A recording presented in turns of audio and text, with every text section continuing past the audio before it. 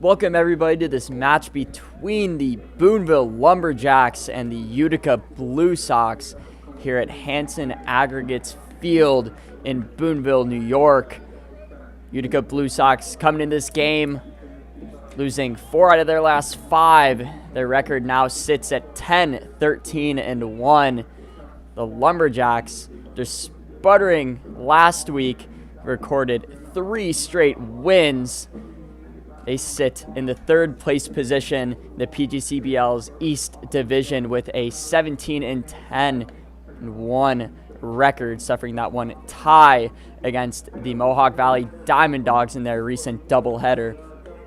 But on the mound tonight for the Lumberjacks is none other than Colton Sampson, making his first start in a Lumberjack uniform. The Southpaw is from Fort Mitchell, Alabama, number 5th ranked left-handed pitcher in that state. He boasts a 87 mile per hour fastball, as well as a slider, curveball, and changeup that sit around the mid-70s. He's been on numerous scout teams, such as the Rangers and the Phillies, and he's a rising sophomore at Seminole State. Jay Gonzalez opting to go further into his connections at that university. Now the Lumberjacks have 5 or 6 players from that school on their roster. And last season he had a 3-1 record, 14 appearances and two starts in 30 1/3 innings pitched. Boasted a 3.56 ERA, 1.09 whip, and struck out 30 batters there. But that is going to bring up Vincent Cowdrey to lead it off for the Utica Blue Sox.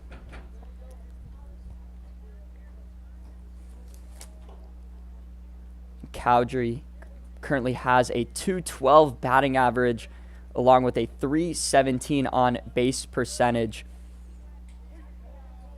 He was held hitless in the last 3, went 0-3 last night against the Boonville Lumberjacks, and he takes that pitch just outside there for ball 1. But the key here for Sampson is that he is going to need to get started off well, especially in a new environment here in Boonville. And that is put right on the inside corner there for strike 1. Went to his fastball there and controlled it very well to get that right in that inside corner, almost unhittable spot in the zone. So 1-1 count here for Sampson. Cowdrey flares that, but that is going to be into shallow right field, and Miguel Gonzalez able to get under it for the first out of the game. Sampson retires Zinc Cowdrey in just 3 pitches, so off to an efficient start for the Southpaw. Number 16, the DH, James Turkey. And that'll bring up number 16, Jimmy Turchie to the plate. He's the designated hitter for the Utica Blue Sox.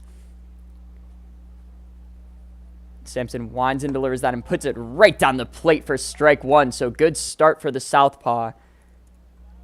He's really finding that zone early. That is what you have to do as a pitcher, is you have to hammer the strike zone, the very jump. Sampson is doing just that. So the 0-1 delivery for him gets Turchie to flare that back, and that'll be a payoff pitch coming up for Sampson on the mound. But Turchie has been one of the best hitters in the lineup for the Blue Sox. He missed a considerable portion of June, ended up making his 2nd start of the season on July 5th. But he currently has a .333 batting average and a .500 slugging percentage. With 2 extra base hits on the season, he has 2 doubles. So Sampson, he gave him a junk pitch there, but with the 1-2 delivery, Turchie gets a hold on that, and that is going to be in shallow center field, as that is going to drop there for Turchie as he gets on base for the Utica Blue Sox. They are mustering something in the top of the 1st as Xavier Smith will now come up to the plate for the Blue Sox. Now batting number 10, 3rd baseman, Xavier Smith. Smith has been one of the most competent hitters in the batter's box for the Utica Blue Sox. He's been an everyday third baseman for the squad. It's a .328 batting average, .466 on base percentage, and a .431 slugging percentage. He has yet to hit a home run this season, but he has considerable pop in that bat. He's a very well-built young man. He has recorded 4 doubles and a triple on the season so far. He gets ahead in the count 1-0 early with Sampson, and this could be a favorable matchup for the right-handed Xavier Smith. Since he is facing the left-handed Colton Sampson, he is likely going to try and hammer the outside part of the plate against a formidable hitter like Smith. So expect some balls to be thrown around the zone with Smith in the 3-hole spot. But it's a 1-1 count here as he flared that one back. And he puts that one back again. So seeing the ball relatively well at the plate is Xavier Smith. But Sampson will have another payoff pitch to work with here. He's not going to want to allow a single like he did last at-bat against Jimmy Turchi. And may have to pitch around the zone a little bit to tee up on Xavier Smith at the plate. But here with the payoff and 1 out, Xavier Smith gets a hold on that and he drives it into opposite field, but that is going to be well foul. So that is the 3rd foul ball of the at-bat for Smith at the plate.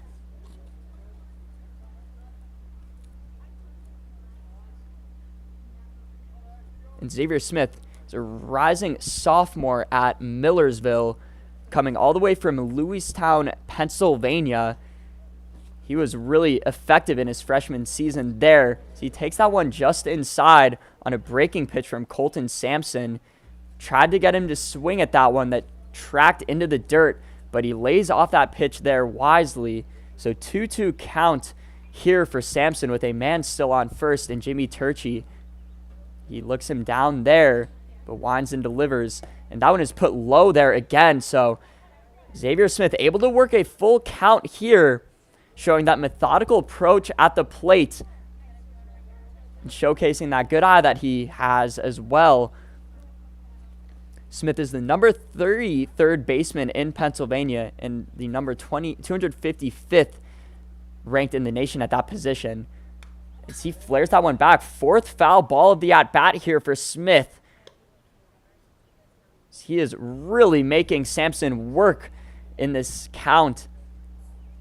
That is one of the most valuable assets that you can have as a hitter, is your ability to work up on guys on the mound. And Smith is doing just that, trying to work that pitch count up early for Sampson. And with the full count delivery, he puts that one outside. Excellent work there from Smith to draw a walk.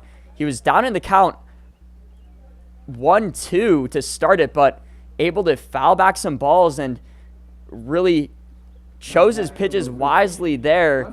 Laid off the outside and low pitches that Sampson was giving him.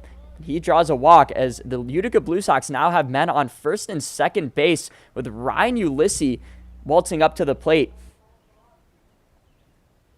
Still just 1 out. Lumberjacks, this would be a timely situation to turn a double play.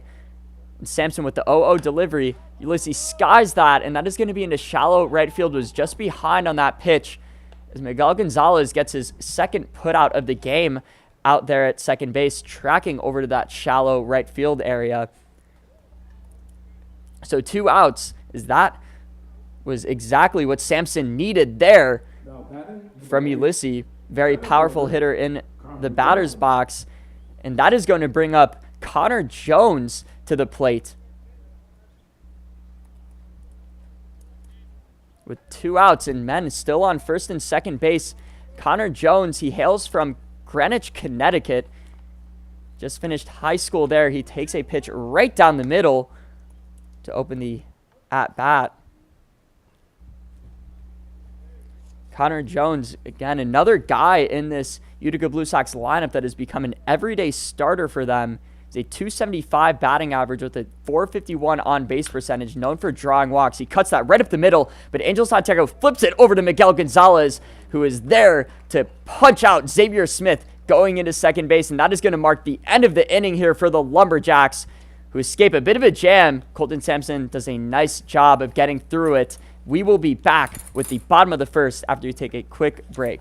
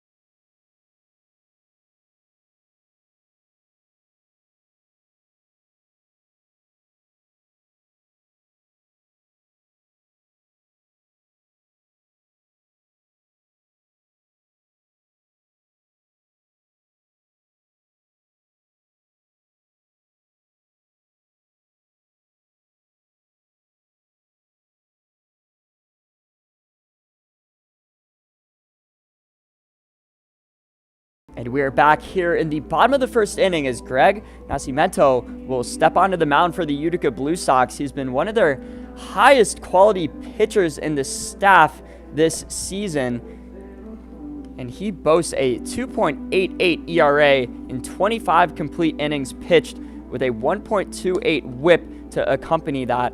He's also punched out 33 guys, which leads the entire staff for the Blue Sox.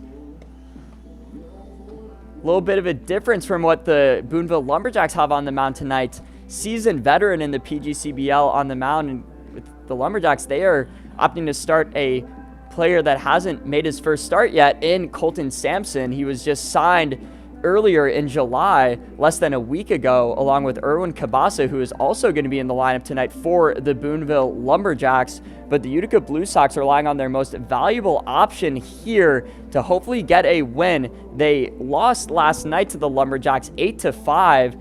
Lumberjacks able to plate 5 runs in the top of the 7th and the top of the 8th to really urge that win in Utica. They're looking to hopefully get 2 in a row against the Utica Blue Sox. Prior to last night's game, the Lumberjacks lost 2 consecutive games to the Blue Sox in walk-off fashion. The team was very, obviously, heartbroken and upset after suffering those 2 losses on the road, but they punched back last night and got what seemed to be a revenge win for the squad, and they're looking to ride that momentum here at Hanson Aggregates Field and hopefully get 2 straight against them. They are going to play the Utica Blue Sox 2 more times to finish out this week, both of which will be on the road, and that is going to bring up Andy Perez into the batter's box to lead it off.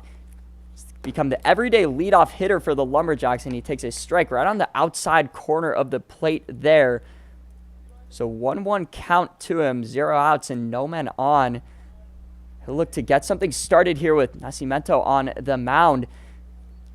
And he reaches out in front of that, drives it into opposite field, and that is going to land.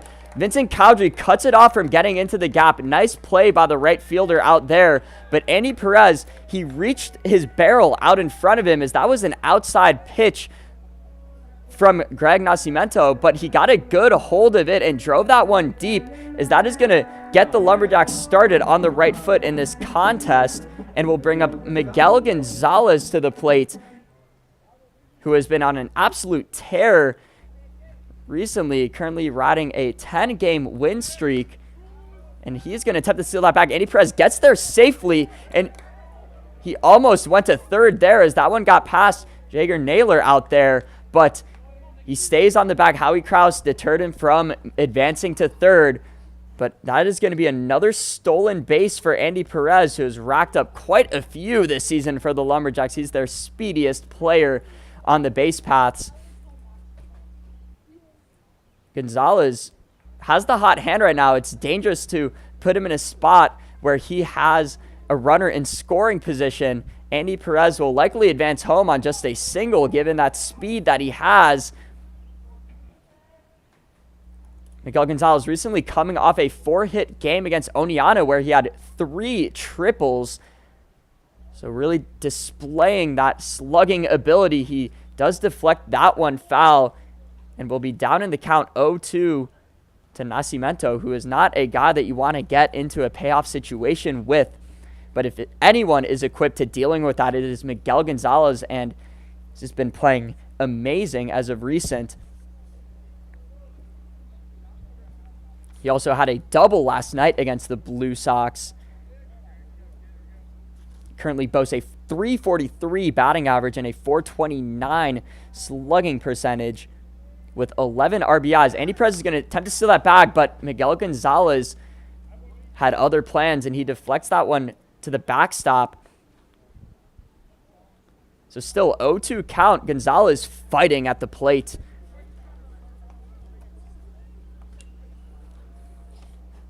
Greg Nascimento, he's a New Jersey Institute of Tech rising sophomore. Canellen, New Jersey local. Didn't start much last season for them, but he is the number 29th ranked right-handed pitcher in the state of New Jersey. Nearly got Miguel Gonzalez out in front of that, but he got a piece of it, deflecting it down the third base line. But still, 0-2 count for the right-handed hitter here at the plate.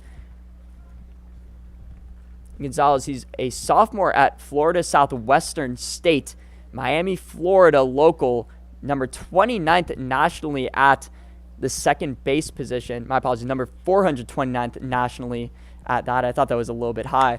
And he nails that right to Xavier Smith, who gets a good hold of it and fires it over to Brian Guzman at first base for the first out of the inning. That holds Andy Perez at second base there. So stopped him from advancing in a potential sacrifice fly situation. But Angel Santiago will now step up to the plate for the Lumberjacks here. Angel Santiago, another guy with a very hot bat right now, rocking that right-armed pink sleeve that he boasts at all the home games. He has a .387 batting average and one of the best slugging percentages in the PGCBL at .627. He's also driven home 14 runs and has drawn 19 walks.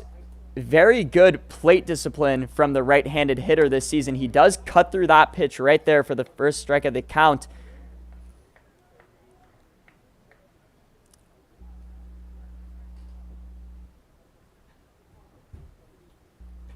So quick 0-1 count. Nascimento finds that zone early here again. He's not a guy that is going to forfeit a lot of walks. And Andy Perez is going to attempt to steal that, but Santiago puts that right to third base. Xavier Smith makes the tag, but Brian Guzman at first unable to make the play there. Potential double play there, but that one chopped up on Guzman there. And that is going to advance Angel Santiago to second base. But that is just a series of unfortunate events for the Boonville Lumberjacks. Andy Perez was going to be there well safe, but Angel Santiago put that right in a spot that would get Andy Perez out. Xavier Smith, one of the best defensive third basemen in the PGCBL, makes an excellent play on a short hop and just applies the tag to Andy Perez, who simply just ran right into him there. But still, the Lumberjacks will have a runner in scoring position with Santiago advancing to second base. And Nascimento fires that one out high and outside there for ball one against McKay, who is a guy that you really don't want to give a strike that he likes. He's been on an absolute tear as of recent, gone 8 of 15 in his last 15 at-bats. He had a home run last night, his third of the season, and second against the Utica Blue Sox. Drove it right over the right field fence at Murnane Field. He had one earlier in the season against the Utica Blue Sox that was driven right over the right field fence as well here at Hanson Aggregates Field. He'll look to replicate that, but as you can see here, really pitching away from Carter McKay. Doesn't want to give him a freebie to land 2 runs, and he nearly got him to swing at that one. Says that he held the check swing there.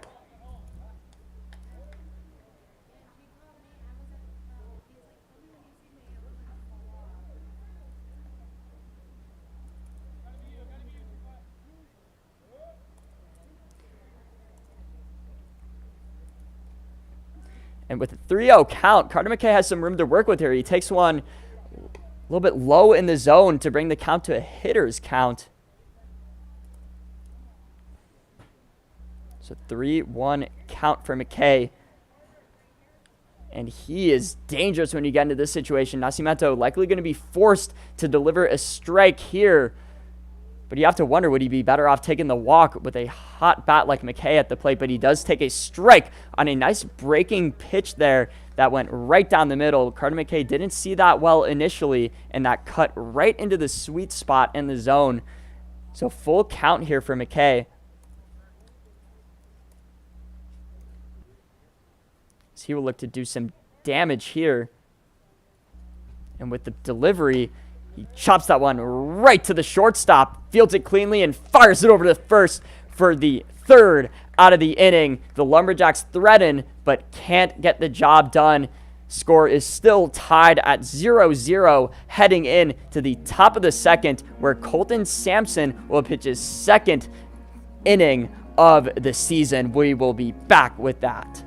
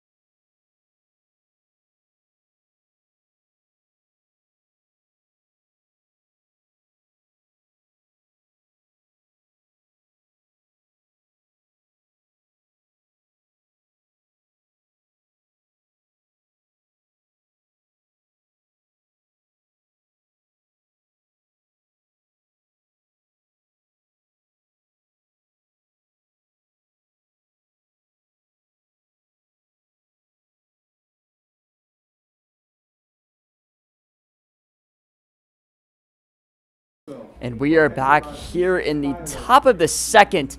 Colton Sampson returning to the mound for the second inning.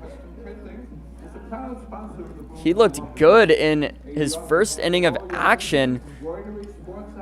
Going through 5 batters in the order. He did allow 1 hit and 1 walk, but saw a lot of guys get under his pitches. Did a nice job of mixing it up to really put the Utica Blue Sox lineup on its toes. He'll face Jager Naylor at the plate first, who will open the inning for the Utica Blue Sox. Jager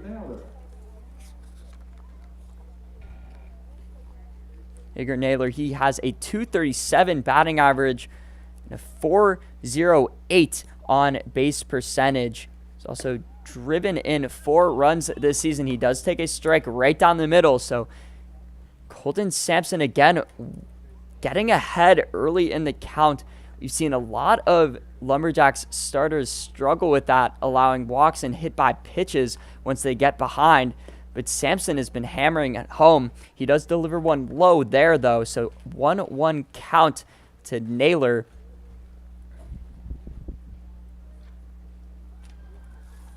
And Naylor is a Rutgers commit as well.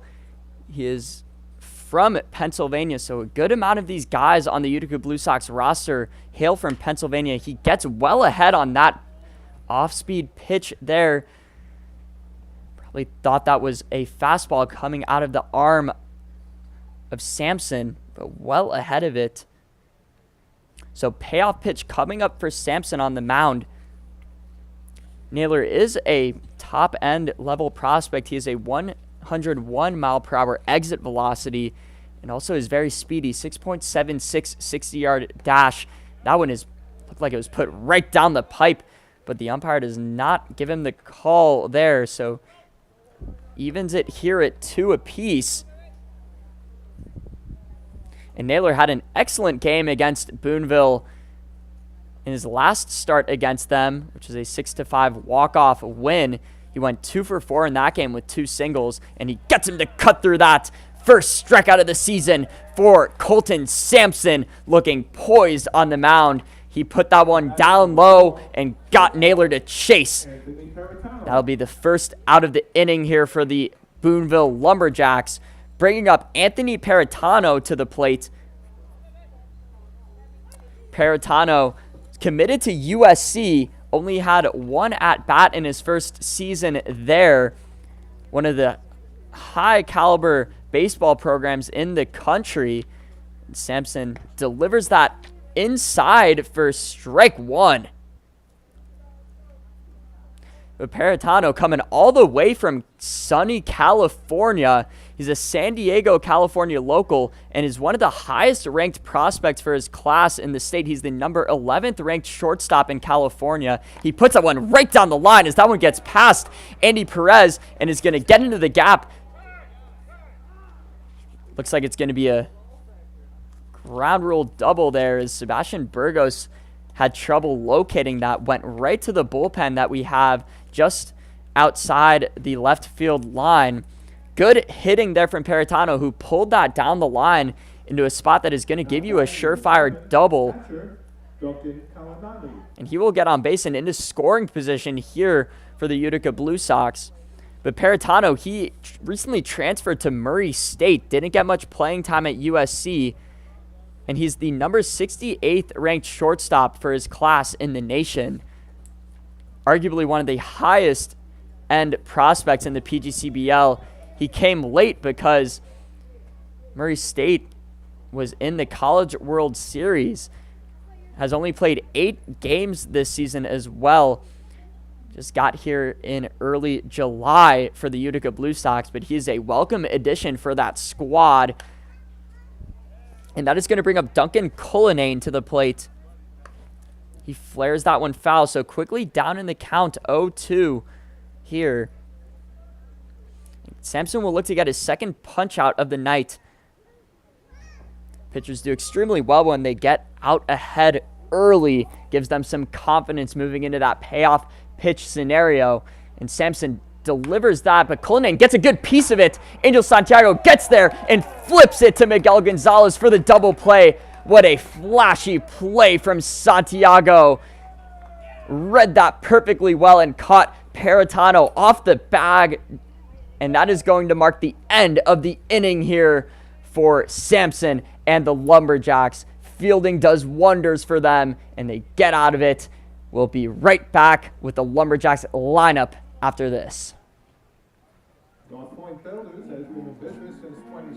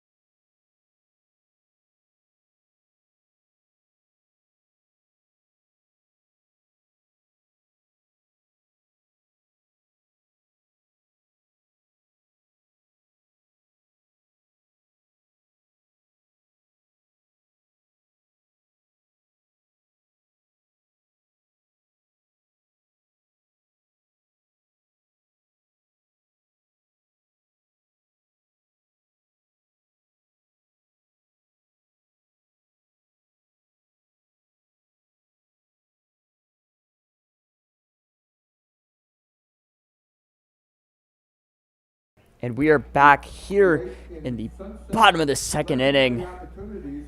Lumberjacks due up.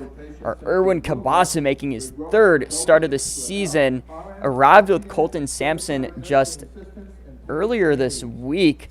Sebastian Burgos will follow him, and then to round out the three batters due up is Alex Rodriguez starting in center field for the squad. But Erwin Cabasa will waltz up to the plate first here for the Lumberjacks.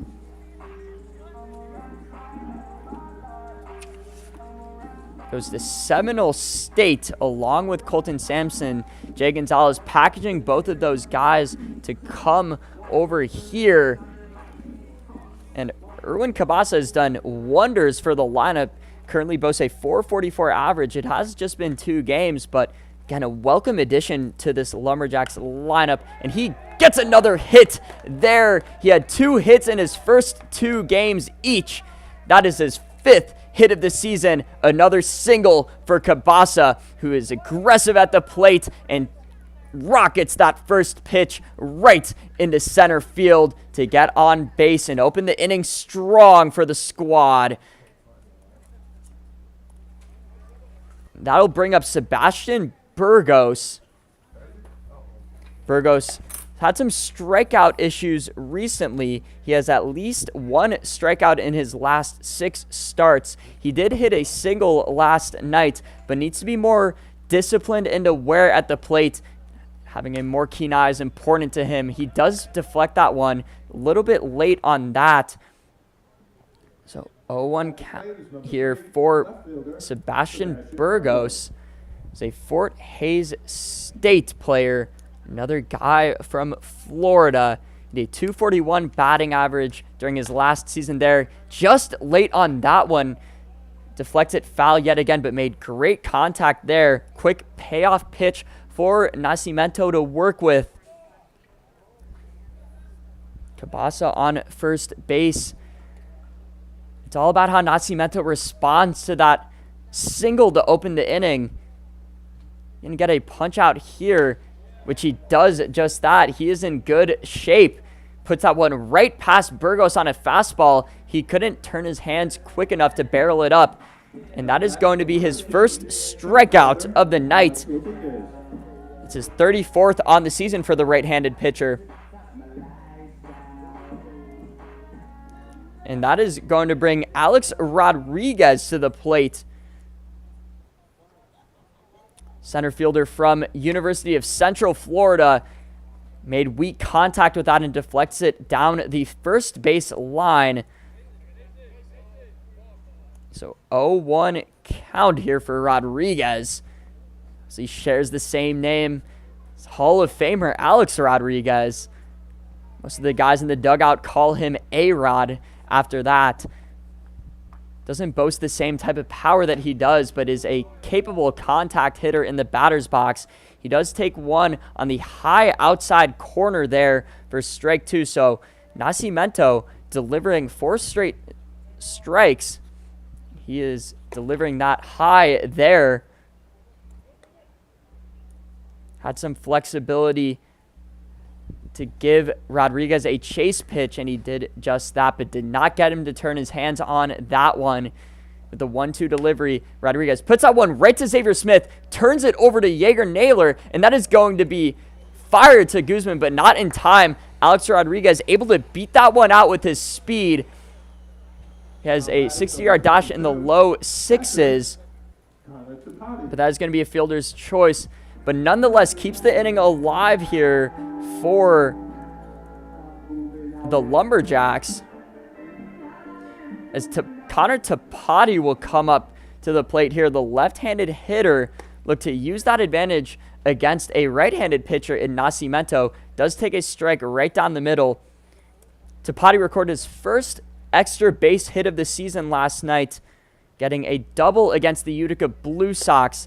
Takes a ball on the outside corner there, so 1-1 count to him. He goes to Mount Olive, same college that Jeremiah McLemore goes to. McLemore has been out with an injury for the Lumberjacks for the past almost 10 starts, or 10 games.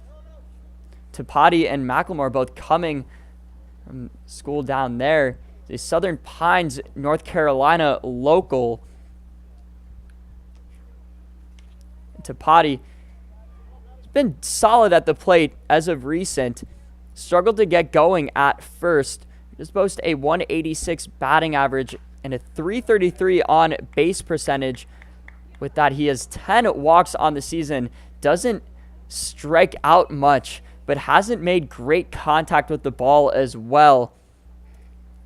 As he is known for having weak contact that stays in the infield or bloops in the shallow outfield, but can he change that here with the 2-2 count? He flares that into opposite field.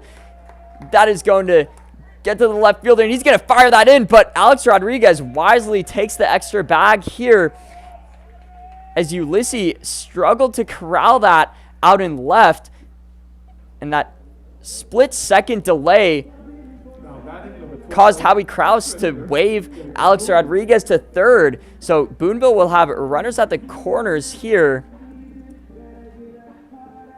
And Jacob Newland, who is making his last start before returning to Texas, will step up to the plate. He's leaving Saturday. He's become a fan favorite for the Lumberjacks. Very vocal personality, especially in the clubhouse. He takes a ball there to open the count. Quick 1-0 count to Newland. East Texas Baptist player. He's a catcher, but in the extra hitter position tonight for the squad. Gets a good hold on that one, but Connor Jones able to read that well. Took a second to survey it, but sprints to the spot there and gets just under it in time for the third out of the inning. Utica Blue Sox get out of another jam. Nascimento has done what is necessary of him to keep this game tied. We are heading into the top of the third. Utica Blue Sox have an opportunity to take the lead with the game still tied at 0 apiece. We'll be back with that.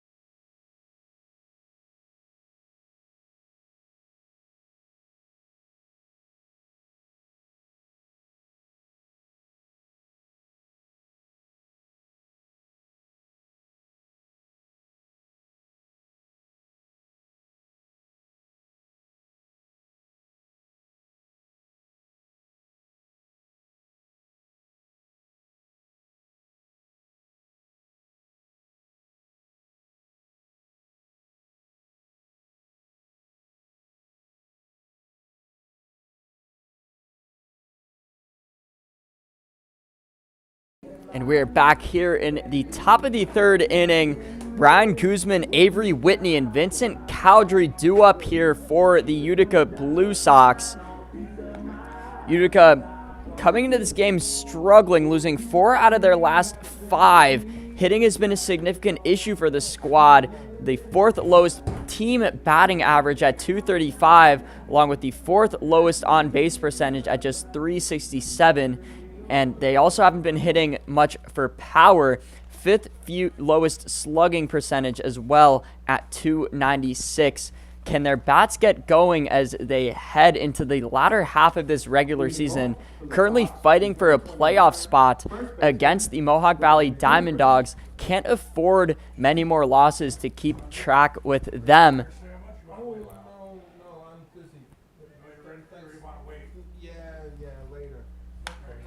And he fires that right into left field. Sebastian Burgos unable to corral that out there. That was a sizzling ball there from Brian Guzman. He is unable to field that.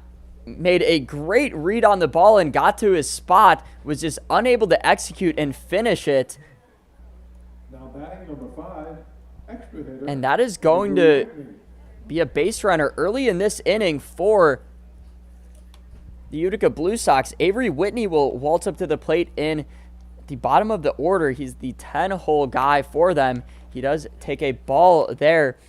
Avery Whitney has only had 1 at-bat this season so far for the Utica Blue Sox. He's been a new addition to the squad.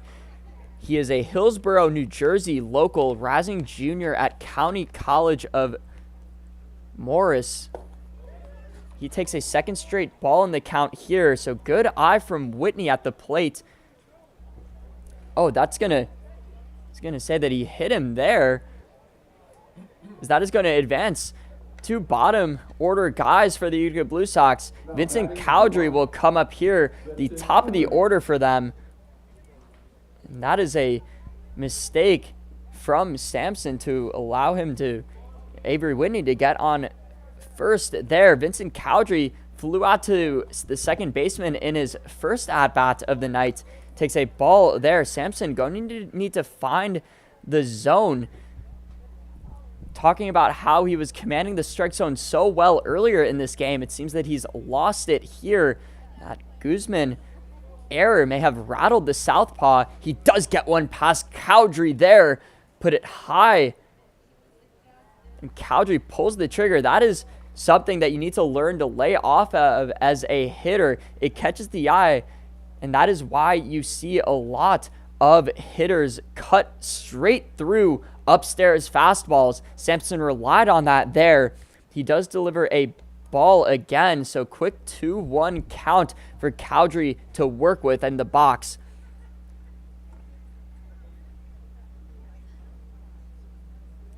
And Cowdery, freshman at Macomb County Community College, a White Lake, Michigan local, another out-of-state guy for the Utica Blue Sox, similar to the Lumberjacks in how they've recruited talent from all over the place. These may be arch rivals, but maybe more similar than a lot of people think. And Cowdery had a .250 batting average last collegiate season at Macomb. He nails that pitch there, but pulls it well foul.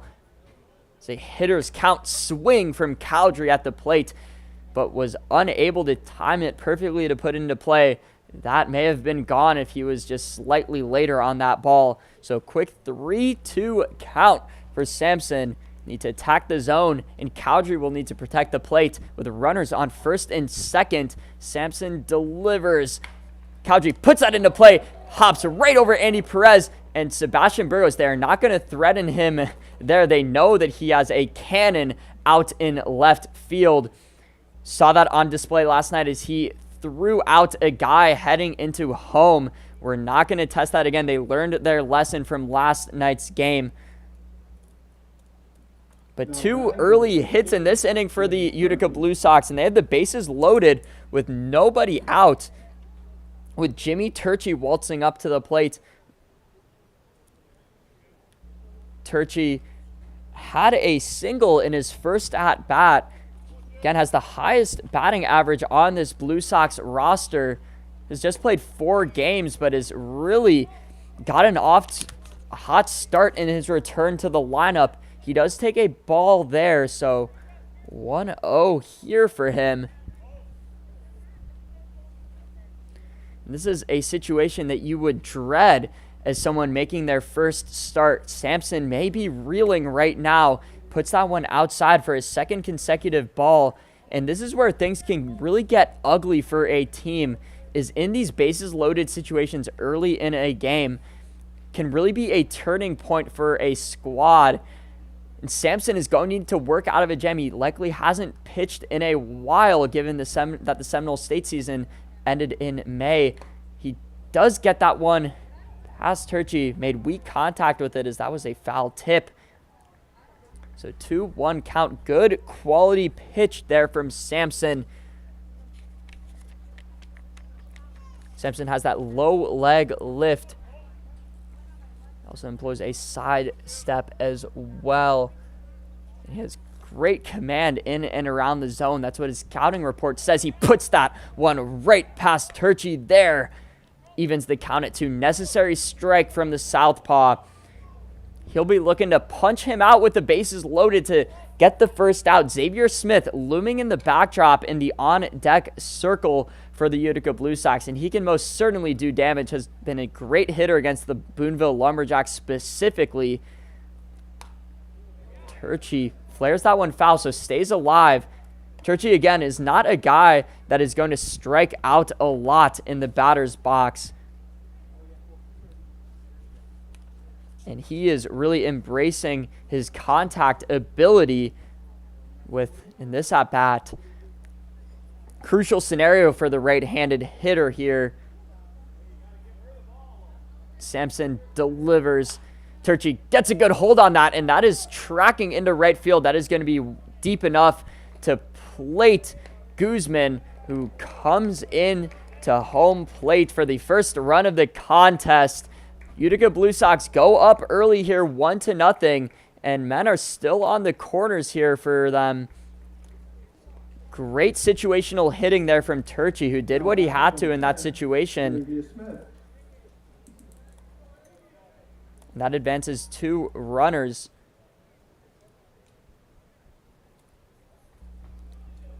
Xavier Smith will come up here. He walked in his first at-bat of the night, and then was punched out in a fielder's choice situation. He takes a first ball in the count there. That one got a little bit high. Utica Blue Sox have a prime opportunity to mount a bigger lead than just 1 run.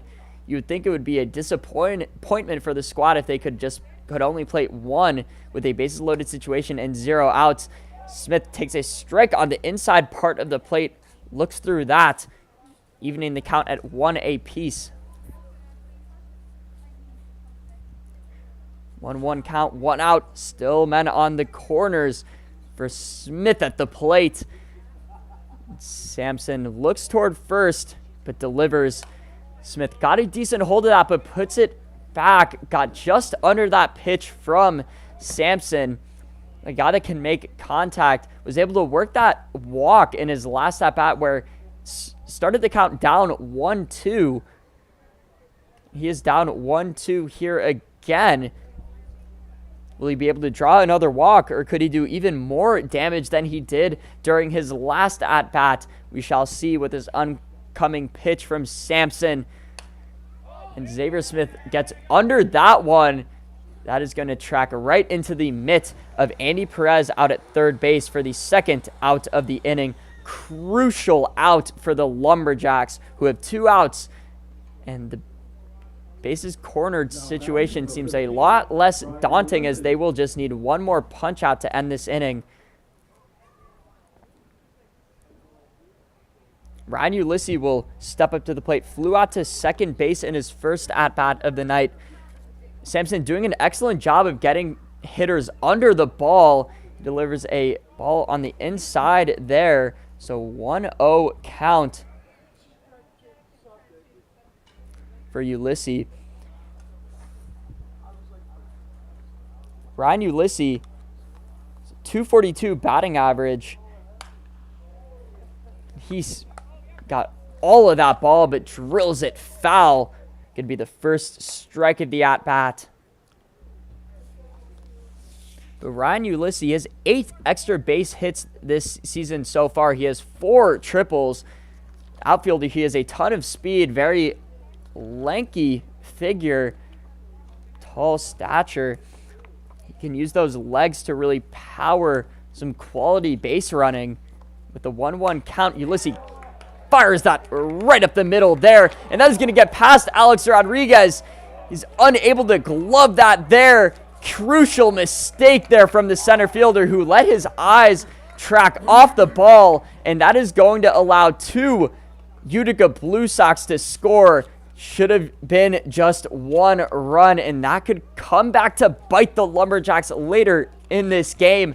Alex Rodriguez must be kicking himself right now in center field. That is a must-needed play that you need to make if you're an everyday center fielder, and that simply just got under his glove out there. Didn't put his body in front of it, tried to use his mitt to scoop that up. And that is a warning sign for any coach to tell any of their players to just get in front of the ball. Don't try and be too quick with it. Be methodical with those plays.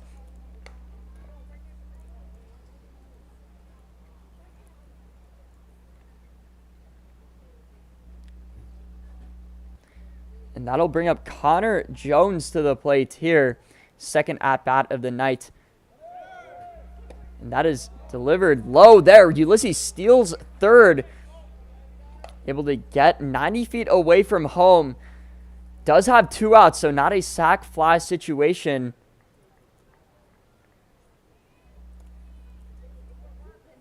But Connor Jones most definitely has some pop in that bat. So 1-1 count. Sampson delivers that right on the outside part of the zone. So quick 1-2 count, and Sampson will have a payoff pitch to stop the bleeding in this inning. The man on third base, Sampson, winds and delivers. Jones gets a piece of that, but it tracks down the first base line. Was late on that outside pitch, but pulled the trigger.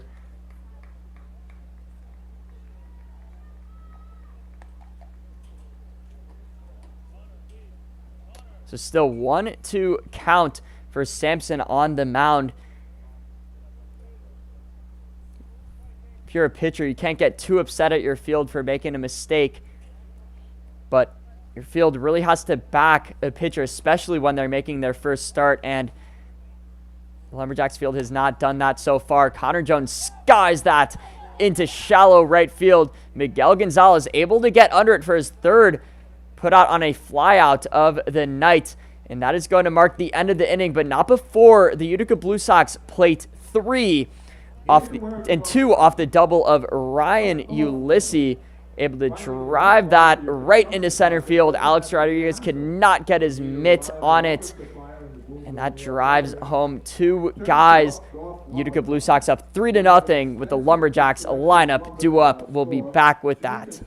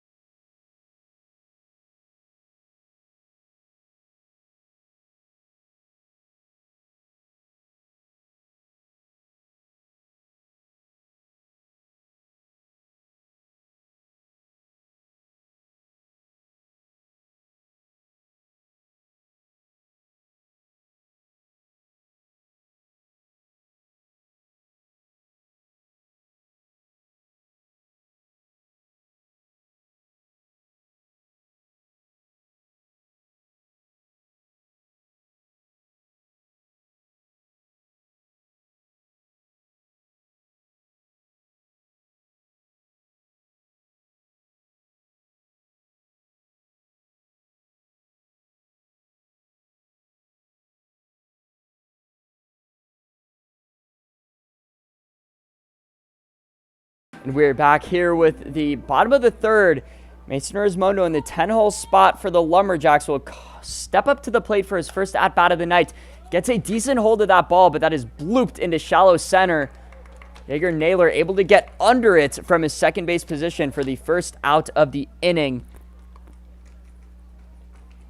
Not a great start here for the Lumberjacks, but the top of their lineup is due up here. Andy Perez waltzing back up to the batter's box. He had a single in his first at-bat, had a stolen base as well. Been one of the speediest players in the entire PGCBL.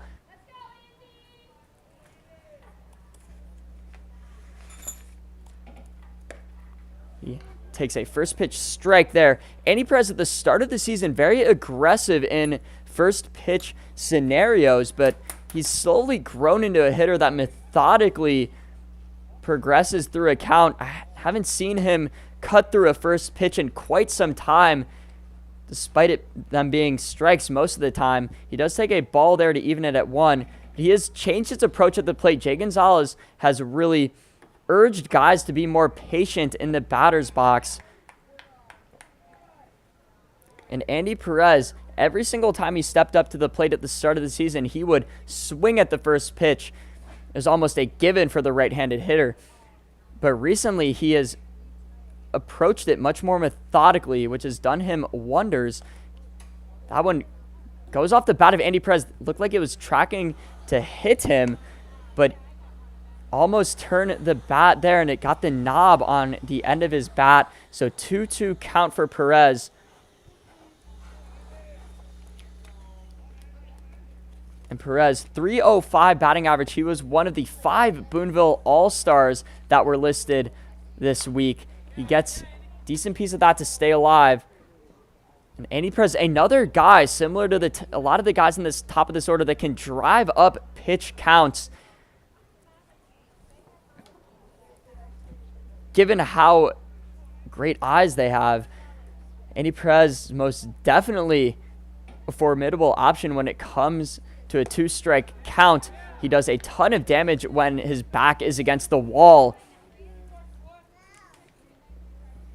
The Lake County, Florida local, played at Pittsburgh last year, but is currently looking to transfer to another school. So with the full count, that one is delivered just off the plate. Nascimento thought that clipped the outside corner there, but the umpire does not give him the call, and Andy Perez gets on base for the second straight time tonight. Lumberjacks have something to work with here with Miguel Gonzalez coming up. Grounded out to third in his first at-bat. But again, Miguel Gonzalez, arguably the hottest bat in the order. Jay Gonzalez moving him up to the 2-hole tonight. He does whiff on that one there. Pitch that was tracking well outside from Nascimento, but pulled the trigger on it nevertheless. So quick 0-1 count for Nascimento. With the man on first, Miguel Gonzalez gets a good piece of that. Connor Jones reads that well in center field. Uses that speed to get there in time. Miguel Gonzalez barreled that ball up, but Connor Jones has made center field an absolute no-fly zone for any ball, and he continues to excel at that position, become an everyday center fielder for the Utica Blue Sox, and you can see why. His dad is Cedric Jones, who won a couple Super Bowls with the New England Patriots during their dynasty.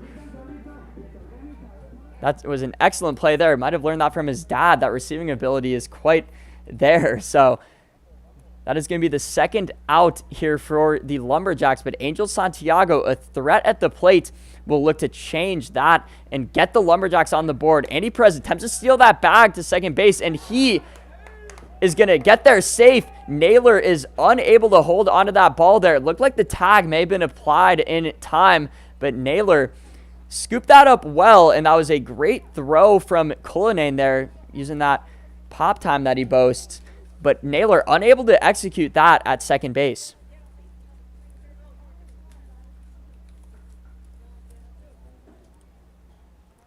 So that's going to be another stolen base, his second of the night for Andy Perez. Basically, no, it's going to be a stolen base anytime he gets on first, but he is going to get caught in a pickle play there. Excellent pickoff move there from Nascimento. He's going to look to get out of this. Running back and forth, seesaw action here, and he is tagged out by Naylor there. Made up for his mistake just a couple pitches ago, and the Utica Blue Sox maintain their 3-0 lead. Base running blunder from the Lumberjacks spells the end of their inning. We'll be back with the top of the fourth as the Utica Blue Sox will look to add to their lead after this.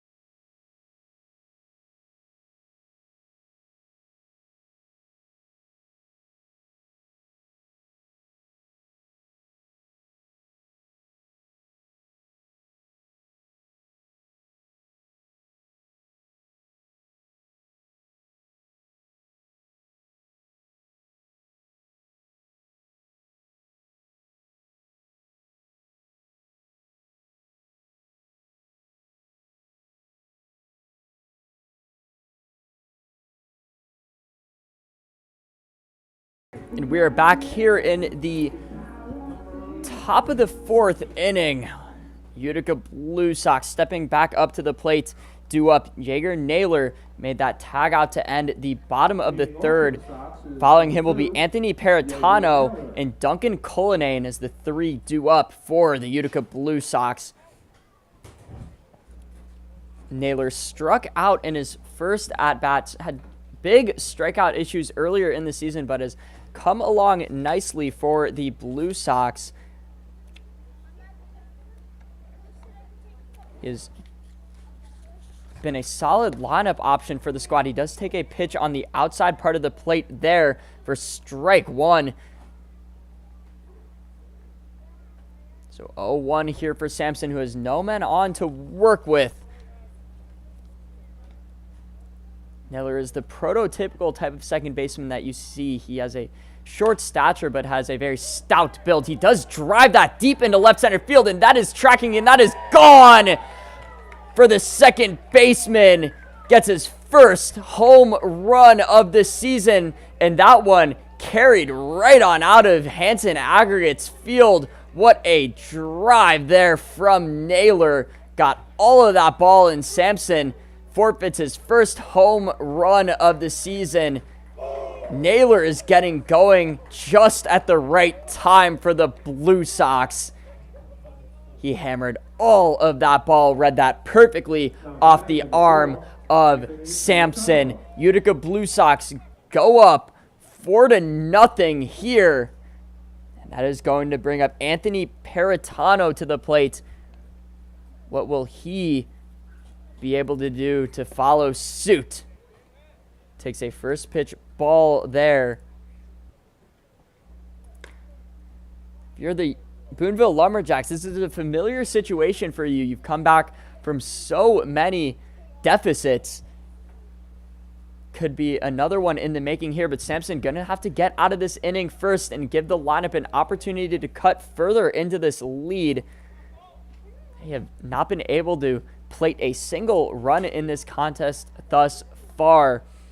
Nascimento is the best option on the mound for the Utica Blue Sox, and that has been what is driving the Boonville Lumberjacks scoreless outing thus far. Cullinane gets a good piece of that, but that is fired right over to Andy Perez, who punches out Peritano there. Quick reflexes from the third baseman. He snags that one right up. short hopped him there, took just one bounce, and he was able to adjust his mitt just in time to get Peritano out for the first out of the inning. What a play there from Andy Perez. So one out here, no men on. That'll bring up Duncan Cullinane to the plate. He lined into a double play in his first at-bat of the night. And that one is put in the dirt there from Sampson. That one got away from him. So he released that little late on the mound. So 1-0 count for Cullinane. And Cullinane, sophomore at Colby, coming all the way from Portsmouth, New Hampshire, southern part of New Hampshire. Beautiful city, might I add. And that is going to track into foul territory. Cabeza unable to get that ball there. Another costly fielding mistake from the Lumberjacks. Had the error from Alex Rodriguez earlier in this contest, and now have Erwin Cabeza losing that ball in the air. It's just been an issue with their mitts tonight, as they have been unable to field balls cleanly. And that is going to be a freebie for Cullinane as he advances to first. Bringing up Brian Guzman. Reached on an error in his first at-bat of the night and was eventually driven home by the Jimmy Turchi sac fly. If you're the Lumberjacks, you can't be having these errors. Playing sloppy like this is what allows leads to mount, and the Utica Blue Sox have honestly taken advantage of these errors. On the Alex Rodriguez play, that should have just been one run advancing to the plate, and that should have been the second out there for the Lumberjacks. Brian Guzman gets under that there. Miguel Gonzalez calls everyone off and fields that one cleanly. He has received a lot of foul balls at second base. A lot of these right-handed hitters have been behind Sampson's fastball and under it as well. They've been late in simply popping him up. So that's going to be the second out of the inning here for the Lumberjacks. Jay Gonzalez will come out to the mound to talk to his southpaw starting pitcher. Definitely wants to get this last out here to give his lineup an opportunity to cut into this lead. It's a very crucial out for the Lumberjacks. They're facing Avery Whitney in the bottom of the order.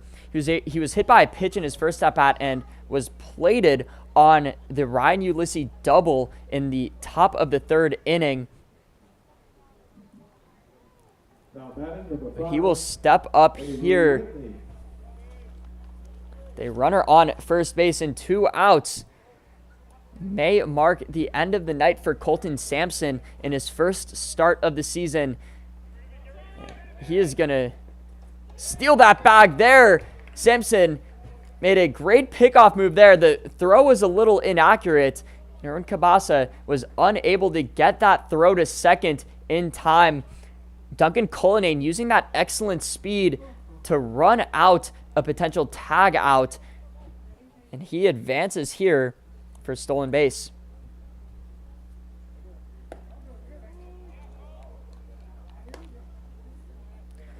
That is delivered for a strike there from Sampson.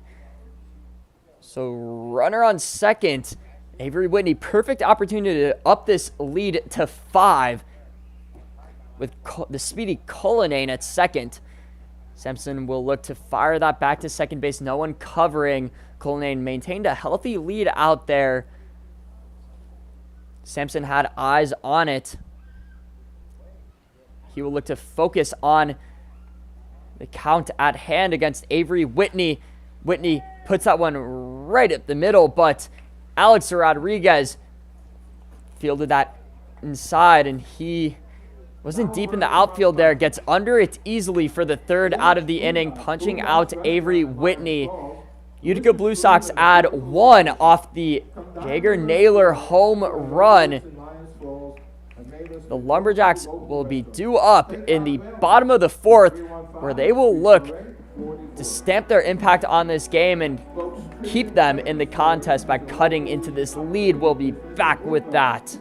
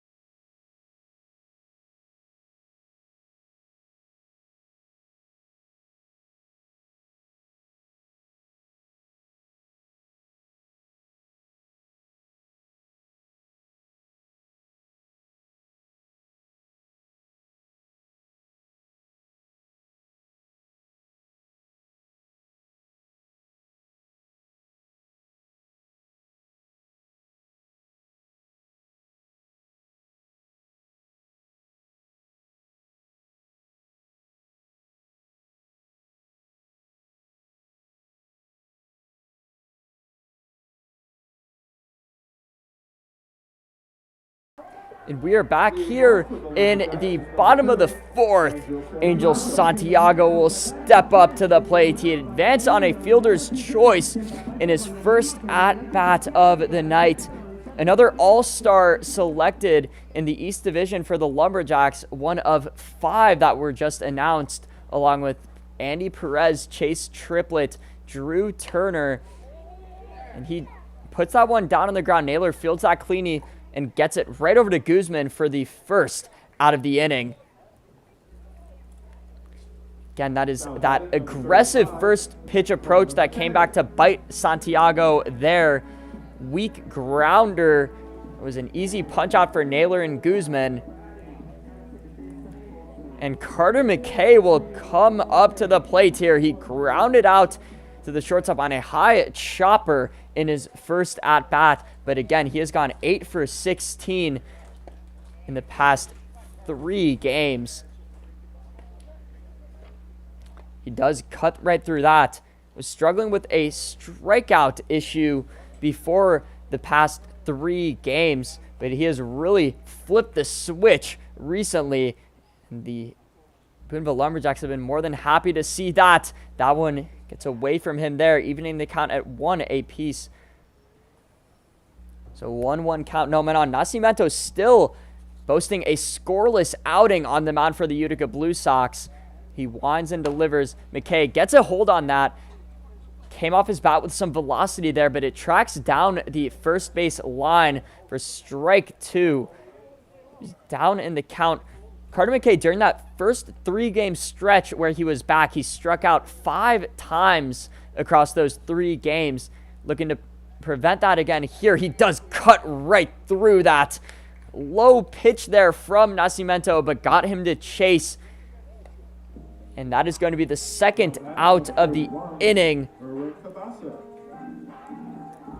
Bringing up Erwin Cabasa to the plate. He had a single in his first at-bat, extending his hitting streak to 3 games straight. That is the amount of games that he's been in a Lumberjack uniform as well. Takes a first pitch ball there, low and inside. So 1-0 count here for Cabasa. Another guy that has been very aggressive with the first pitch. Nearly swung on that, but just laid off of it. That was tracking well off the plate. So quick 2-0 count for Cabasa in the box. Nascimento opting to pitch away from him, knowing that he can really put the ball in play and drive it hard too. And Nascimento with the delivery here. He gets that one past Cabasa. Nice off-speed pitch after softening him up with some fastballs there. Got him out well ahead on that. So 2-1 count for Cabasa. Chops that one right to Xavier Smith, who is on it. Fires it over to Guzman for the third out of the inning. Xavier Smith, another guy that is locking down the corner of the infield, shows that again there. Gets the third out of the inning. Nascimento and the Utica Blue Sox will be back with the top of the 5th, and the Utica Blue Sox will look to add to their 4-0 lead. We'll be back with that.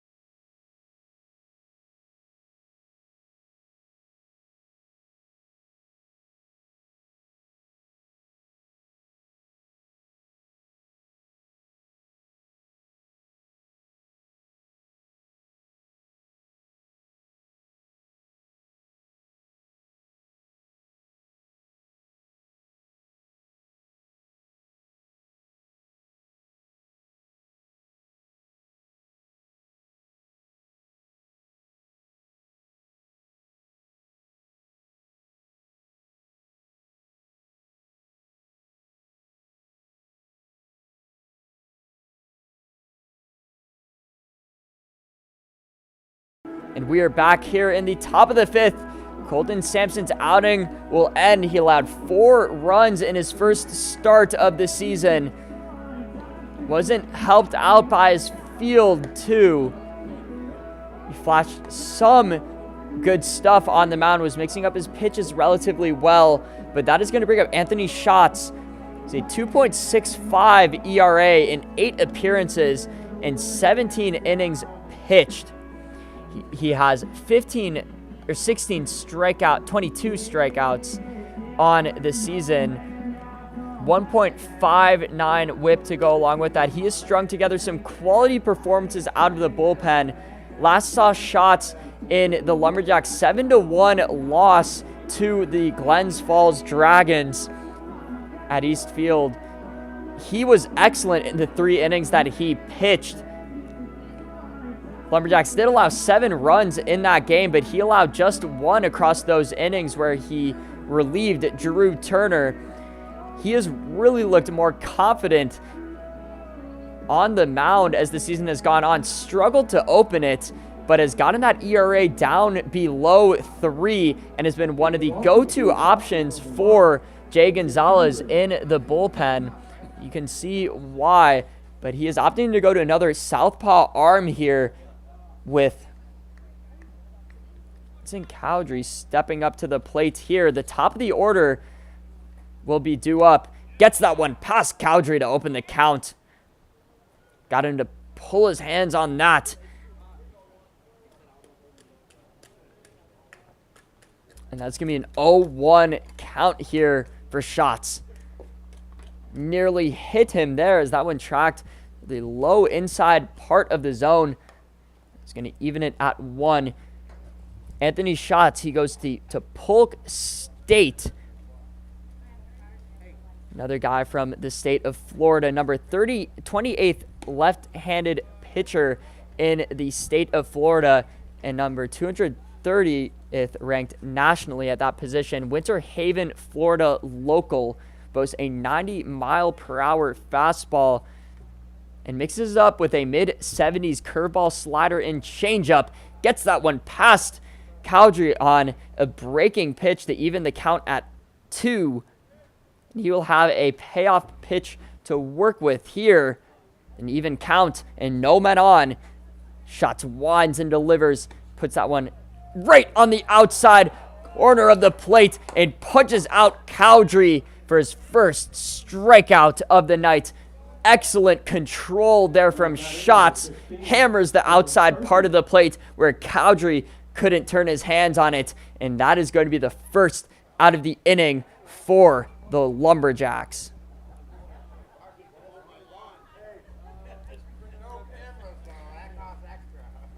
And he puts that one right down the plate against Turchi there. Got him to look right through that one. 0-1 count. Shots really getting ahead here and getting into form as well. He has that high leg kick that he uses to really propel his pitches to the plate. Uses that as an anchor. His curveball also has a very slurvy shape, very well-rounded pitch that he boasts, and that's his go-to to get batters out. Turchi here with a 1-1 count. Shots keeping it within his control. He winds and delivers that and puts it the high part of the zone for strike 2. Got him to look at that one again. Shots doing such a great job of getting batters to freeze in the batter's box early in this outing for him. And with the 1-2 delivery, nearly got him to swing at that. Looked like he was loading that swing, but he lays off it. 2-2 count for Shots. Shots uses that lengthy and athletic frame as well. He does have some room to fill out according to his scouting report, but he has all the naturally athletic tools to be a great pitcher, and he's displaying that this season for the Boonville Lumberjacks. He does get the count to full, though, with another ball, so 3-2 count for Turchi. Look to make something happen at the plate for the Utica Blue Sox. Sophomore at County College of Morris. He cuts right through that. Shots, gets back-to-back strikeouts.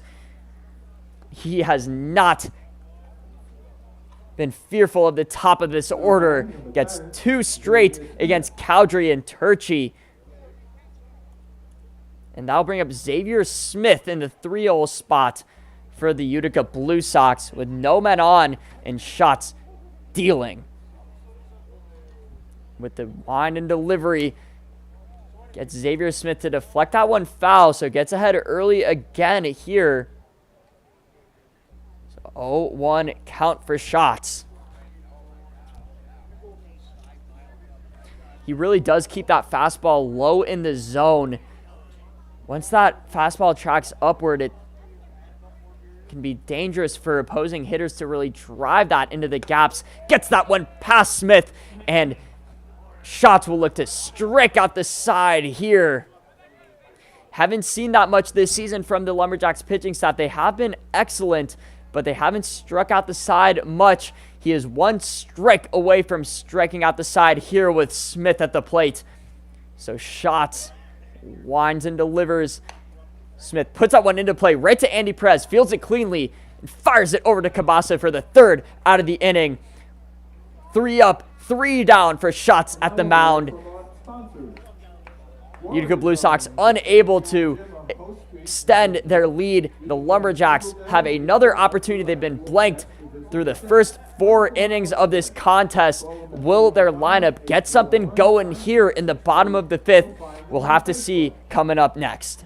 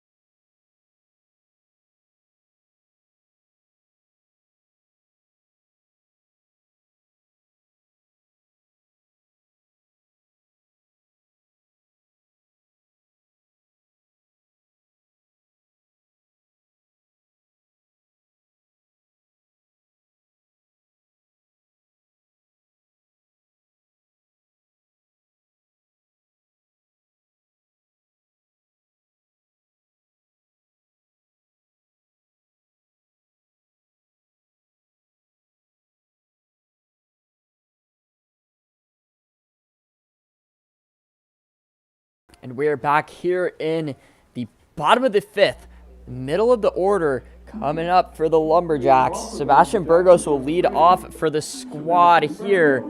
The bottom of the 5th. He struck out in his first at-bat of the night.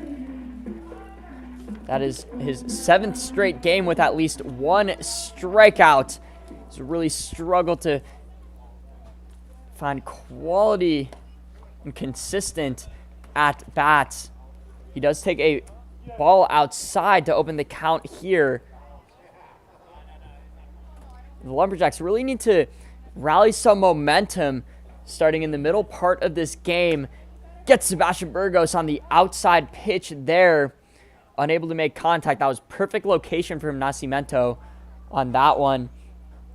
He has allowed just 3 hits tonight going into the bottom of the 5th. Seems that nothing has been out of his control. Nearly got Burgos on that, but he lays off. 2-1 count for him in the batter's box. And with no men on, Sebastian Burgos, it's a heavy responsibility to get something kick-started here. Takes that breaking pitch right down the middle. 2-2 count for Burgos. Nascimento will look to punch him out for the 2nd time tonight. Nascimento winds and delivers. Nearly got him again with that high fastball, but lays off it. Checks his swing just in time. Didn't let his body carry it too far there. But that is going to be a full count for Nascimento. He will look to punch him out. So with the wind and delivery, gets him to cut right through that breaking pitch. That has been his go-to in this contest. And that is going to be Sebastian Burgos' 2nd strikeout of the night. The first out of the inning for the Blue Sox.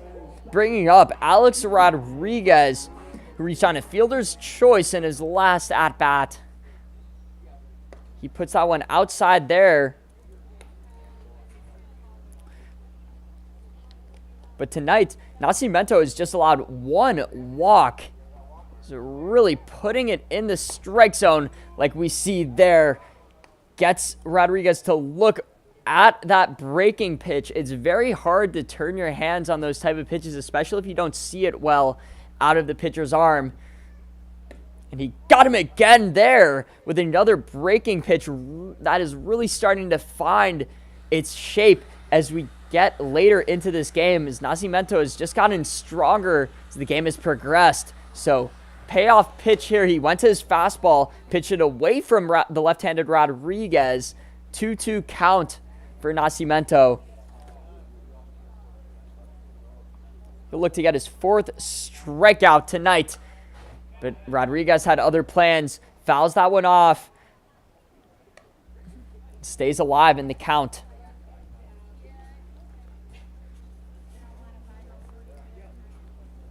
Alex Rodriguez, rising sophomore, Coral Springs, Florida local. That one nearly went inside the zone from Nascimento. Went back to that breaking pitch there.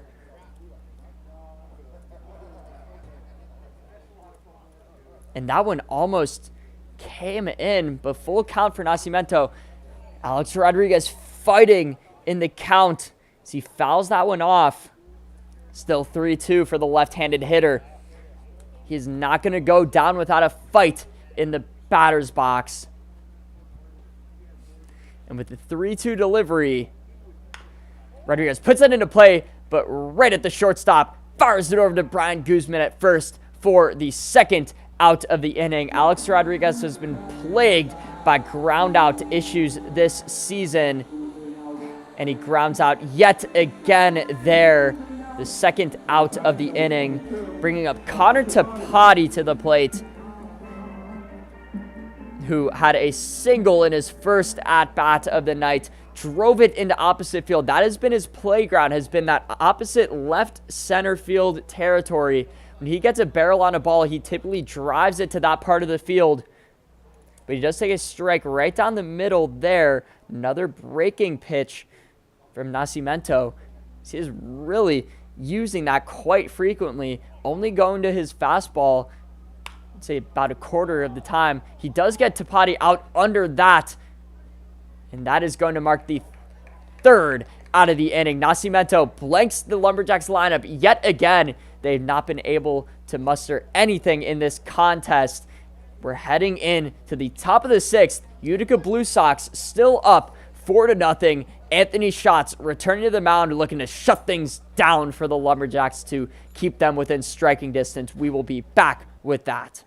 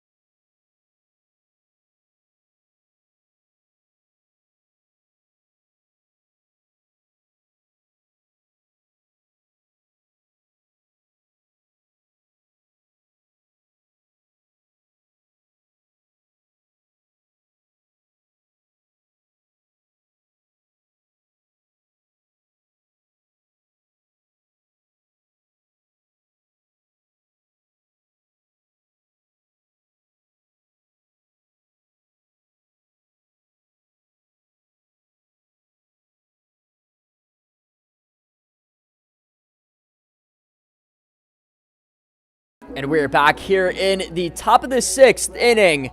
Middle of the order coming up here for the Utica Blue Sox. Ryan Ulysses will lead it off. Had a double in his last at-bat, which plated 2. Connor Jones will follow him. And Jaeger Naylor, who delivered that home run in his last at-bat, will be due up in the hole. But first and foremost, Ulysses will waltz up to the plate here to face Schatz for the first time tonight. Looked at that pitch right there, but tracks low for ball 1.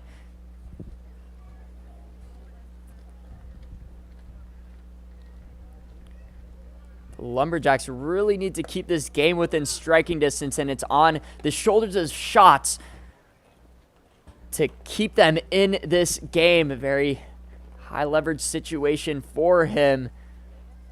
But 1-1 count here for Ulysses. 1 for 2 tonight. Gets a good hold of that pitch, but that is sky high to Sebastian Burgos for the first out of the inning. Bringing up Connor Jones to the plate. Schatz has retired 4 straight in his outing. Now batting number 8, Connor Jones. Connor Jones will come up here, reach on a fielder's choice in his first at-bat, which actually ended the inning, so he didn't reach on it.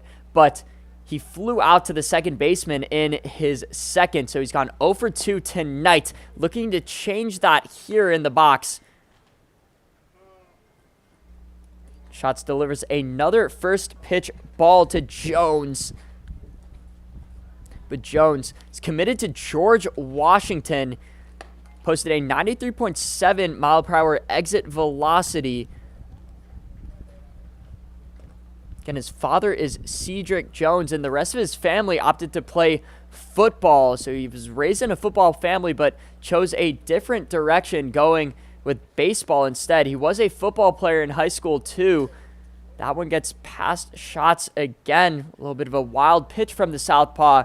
Connor Jones up early in the count 3-0 and has some room to work with at the plate.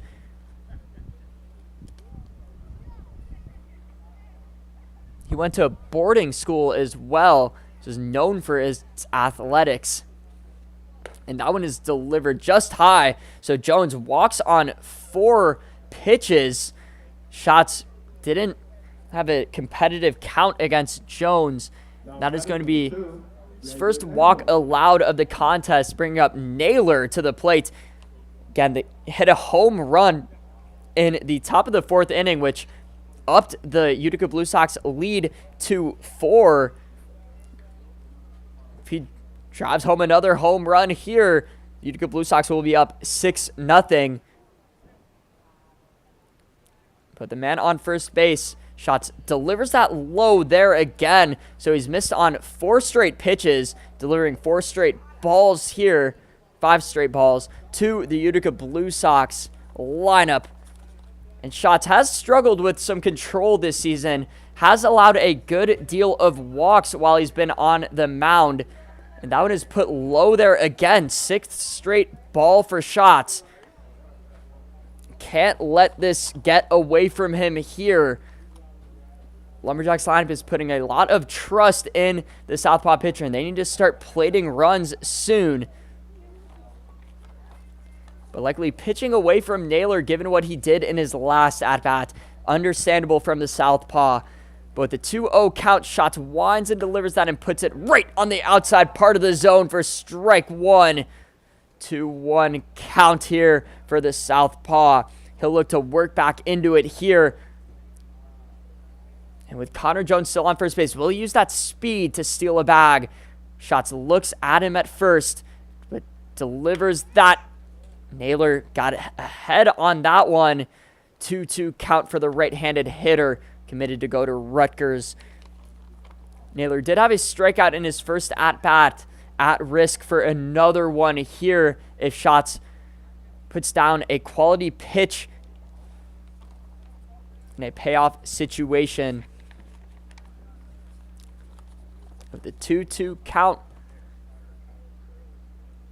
Schatz winds and delivers. Connor Jones attempting to steal that bag. That is a strikeout, and the throw there is not in time. Jones able to get there.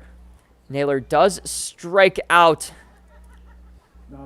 for the second out of the inning.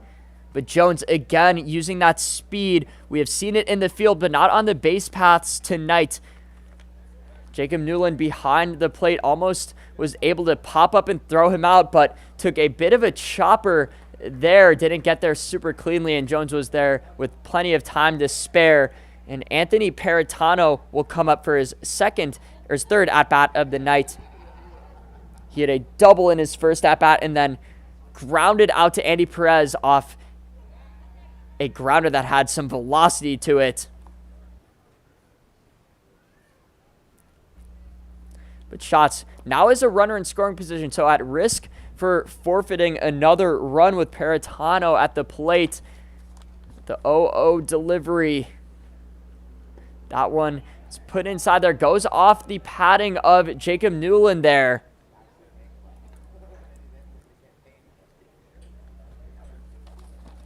Jacob Newland, again, making his last start behind the plate for the Lumberjacks. He has been the most vocal catcher of that unit. He is joined by Bo Jonas and Connor Tapati. Erwin Cabasa also used to play catcher. Will we get to see him play out there? That is to be decided, but nevertheless, Jacob Newland, it's been a treat to have him on this squad. I know that a lot of the pitchers really enjoy having him out there. Shots winds and delivers that, and that gets put on the ground there. Angel Santiago fields that cleanly, rifles it to Cabasa for the third out of the inning. Anthony Schatz delivers 2 scoreless innings in his outing, and we'll be back with the bottom half of the inning and the Lumberjacks order poised to make something happen. We'll be back with that. Board certified nurse practitioner offering medical weight loss services. New Leaf Wellness is located on Post Street in Boonville. Find them on Facebook and book online today. The Boonville Oneida County Fair is July 22nd to the 27th and is featuring Locast in concert.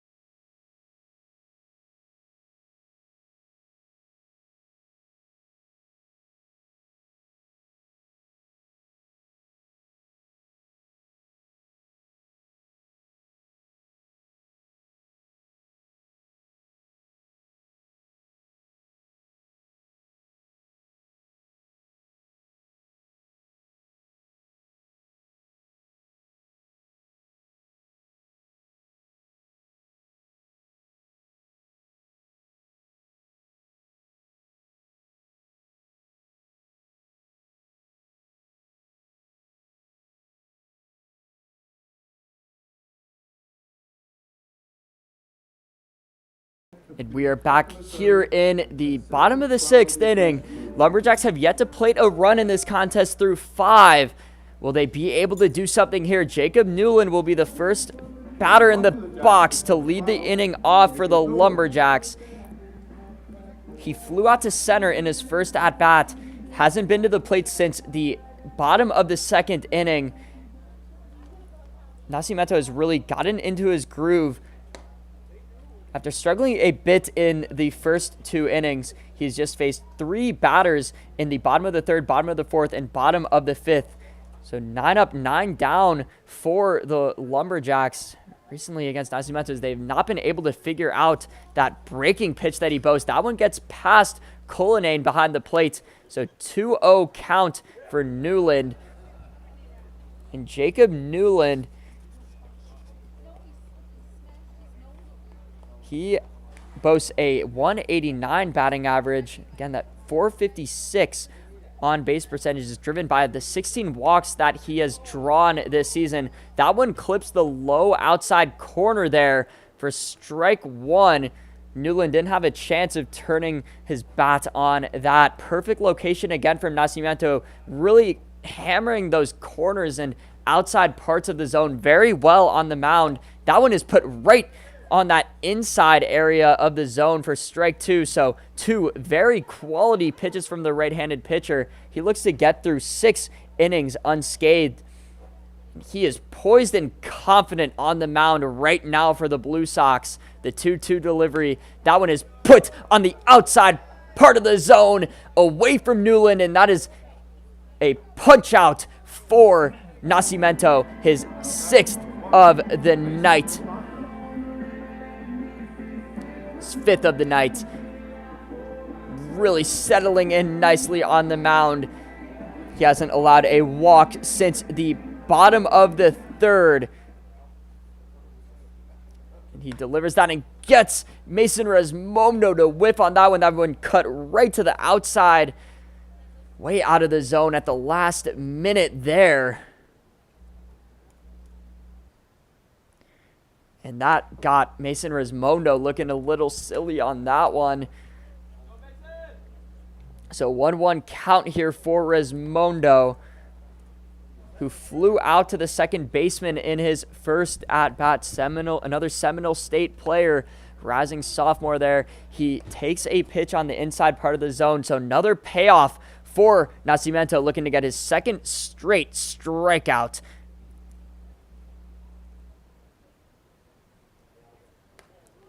And that one actually hits Mason Resmondo. So crucial mistake there from the right-handed pitcher. Wasted a payoff situation where he was well ahead in the count. And that is going to advance Mason Resmondo to first here.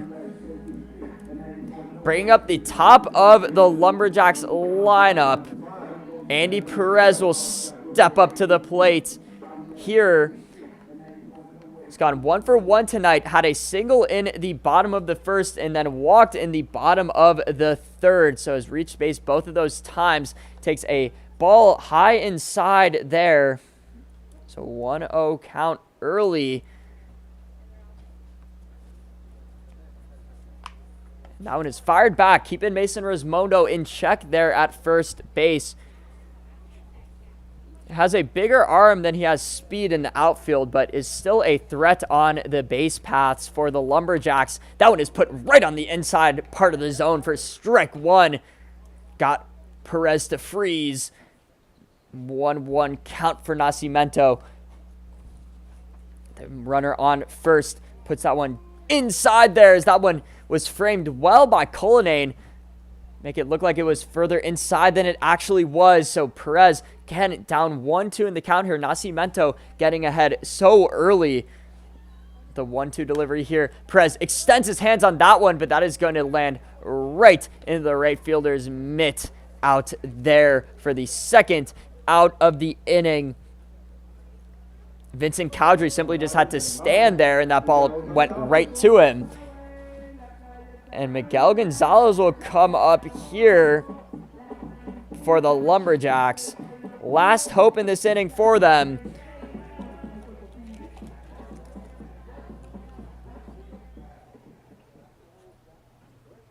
Miguel Gonzalez has gone 0 for 2 tonight, grounded out and flew out in his prior at-bats.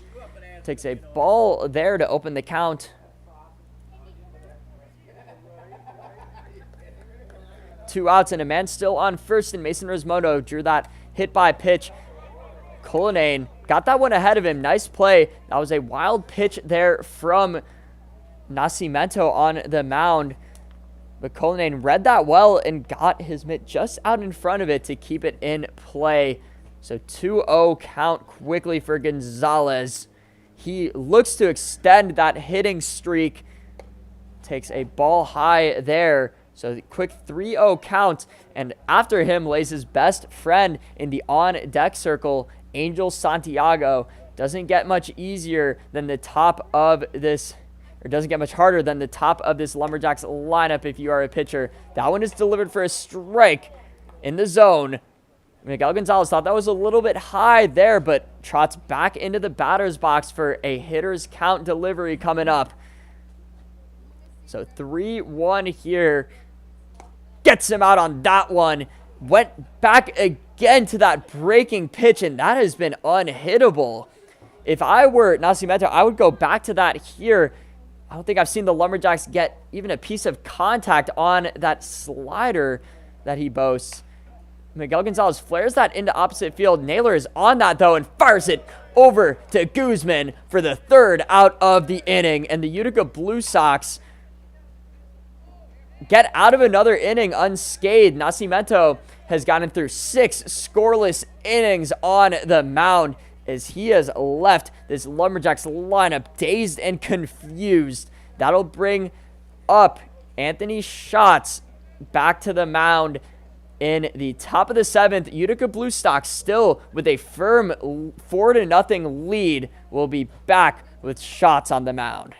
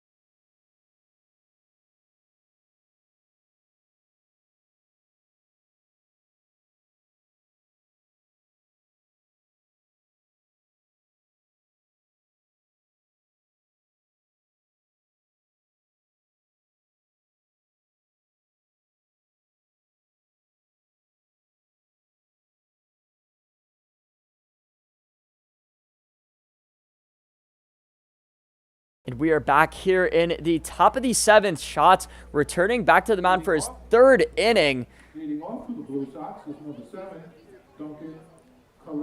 Duncan Cullinane will be the first batter up here for the Utica Blue Sox to open this inning. He cuts right through that low pitch from Shots. Out ahead in the count. He whiffed on that one. Shots going to his breaking arsenal to get ahead in the count.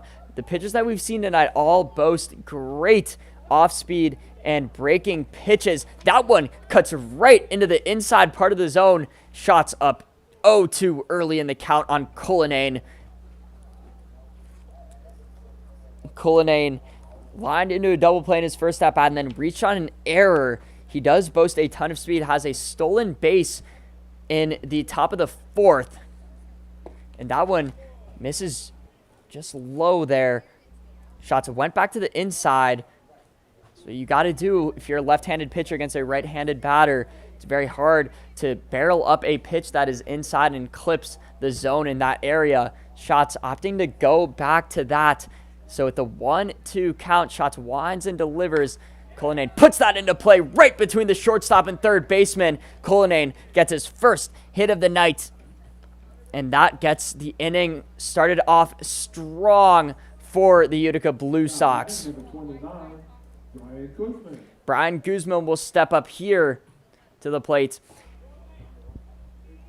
He reached on an error in his first at-bat and then flew out to the second baseman in his second at-bat. And Cullinane is getting tempted to that bag, but Guzman had other plans. He lifts that into right center field, tracking toward the warning track. Mason Rosmono calls it, and he gets the out there. First out of the inning for the Lumberjacks. Guzman lifted that first pitch. He has swung on the first pitch in 2 of his 3 at-bats tonight. But that'll mark the first out of the inning here. That one really tracked. It looked like it was going to be a routine fly ball, but it went all the way near the warning track out there in right center field. We've already seen a home run off the bat of Jaeger Naylor tonight. Did not want to see another one if you're a Lumberjacks fan. That one is delivered for a strike right down the plate against Avery Whitney.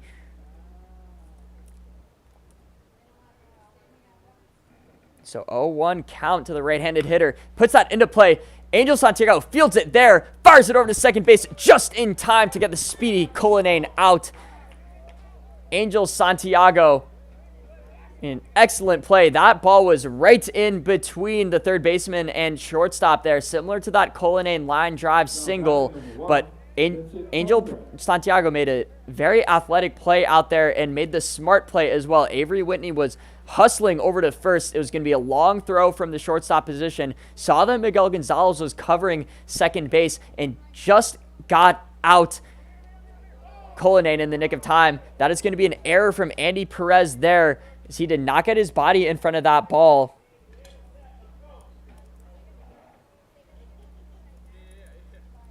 And that is going to extend this inning. Another error for the Boonville Lumberjacks, as these have started to mount in this game. Now batting number 16, James Turkey. So men on first and second base here. Jimmy Turkey will step up to the plate. And Turkey struck out in his last at-bat, singled and had a sac fly earlier. He chops that right up the middle. Miguel Gonzalez is unable to corral it, and that is going to allow Avery Whitney to round to home plate.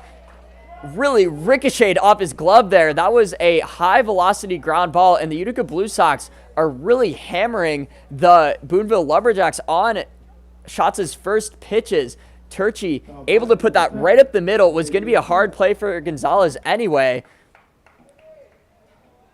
He tried to field that ball and step onto second base to get the final out of the inning, but to no avail, as that is going to spell disaster for the Lumberjacks. They're down 5-0 now in this game.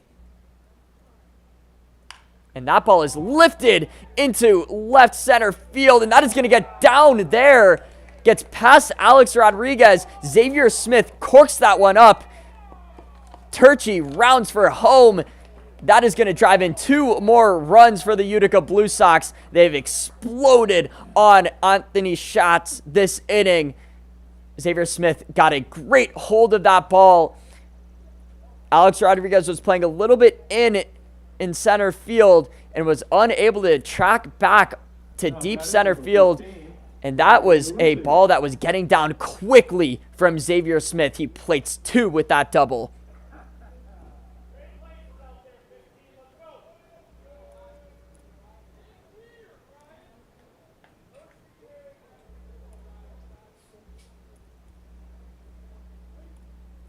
And that'll bring up Ryan Ulysses with runner just on second base in Xavier Smith. He cleared the bases with that double. He gets a good hold of that. That is skied into right field, tracking deep, and that is going to be a catch there from Mason Resmondo.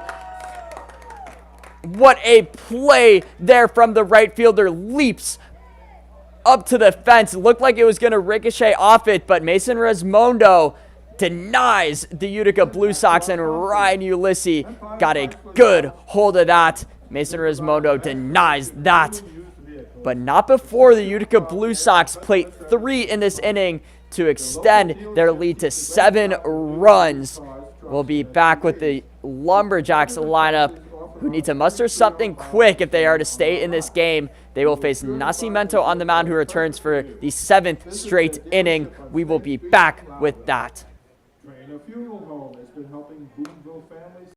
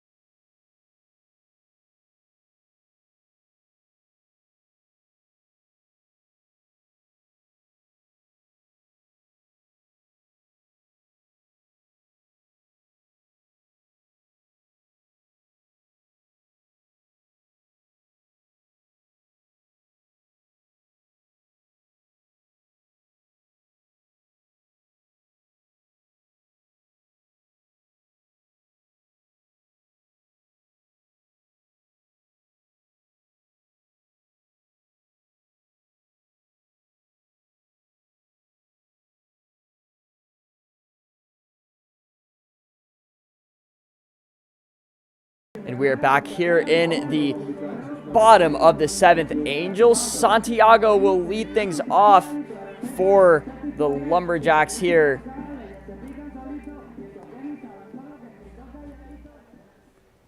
They need to muster something quickly here. But Nascimento looking to pitch his 7th scoreless inning tonight. It's done so efficiently. This has been an excellent start from the right-handed pitcher on the mound. Does deliver a ball 1 there. That is going to be the 2nd straight ball to follow. And Angel Santiago, really known for drawing walks and hitting gap to gap. He can get a hold on a pitch here. Could spell trouble. He does get a hold on that, and that is going to be the first runner of the inning. Angel Santiago gets a single to open things up, and that'll bring up Carter McKay to the plate. Batting number 35, Carter McKay. McKay struck out in the bottom of the fourth and grounded out to the shortstop in his first at-bat of the night. And that is the Lumberjacks' first hit since the bottom of the second inning. Angel Santiago looking to kickstart something for the squad. Nascimento delivers that one outside there for ball one. You can see when things start to get out of control on the mound and you start to get behind in counts, it really opens you up to allow hits. You saw what happened there with Angel Santiago. That one nearly clipped Carter McKay at the plate, but he lays off for his second ball, tracking well inside on the left-handed hitter there. Nascimento must be dealing with some fatigue here. Don't see anybody warming up in the bullpen for the Utica Blue Sox. Will likely try and ride his arm and juice the most out of it that the Utica Blue Sox can. And that is delivered right down the plate for strike one. Carter McKay didn't even think about turning his hands on that one. But if you're Doug Dillette, after using 5 pitchers in the last game, that one gets past Guzman there. Angel Santiago, round second, he will stay there wisely.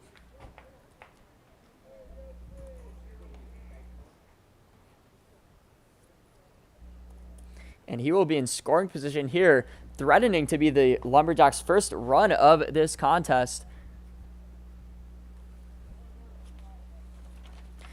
And Angel Santiago, again, staying patient in the batter's box, really driving that ball into opposite field with a 2-1 count here. That one is put just outside. Good eye there from Carter McKay. He will have a hitter's count coming up. It's Nascimento. If you're Doug Dillette, not sure why you aren't warming anybody up in the bullpen. Could be because you used 5 pitchers in the last game in that 8-5 loss. Nascimento gets McKay to foul that one off, so wastes the hitter's count. 3-2 here with Nascimento. He's not prone to walking many guys. Still just has that 1 walk tonight, but will he get his second with Carter McKay at the plate? He'll likely have to pitch away from him given the power that he holds in that bat, but we will see what is coming next. Nascimento slips off the bump, calls time here, looking to deliberate how he's going to approach Carter McKay. Demands that type of respect in the batter's box. Not having the best night tonight at the plate. But again, he has been on a hot streak recently. And this could be exactly what the Lumberjacks need to bolster something or kickstart it in the bottom of the 7th with time running out for the squad. Their lineup has been sluggish all game. Now is the time to change just that. Nascimento winds and delivers that. Gets Carter McKay to swing through a ball that broke low and inside. Carter McKay has really struggled with those low inside pitches. That is his cold zone in the batter's box. And that is going to be the first out of the inning here for the Utica Blue Sox as Erwin Cabasa will step up to the plate here. And still with the runner in scoring position, Erwin Cabasa, who does have that single earlier in this game, takes a first strike in the count. So 0-1 count for the newcomer here, making his 4th start of the season for the Lumberjacks. He boasted a .318 and .496 slugging percentage last season for the Seminole State Raiders. He only struck out 20 times in 129 at-bats that season, and he also drove home 5 homers that year as well.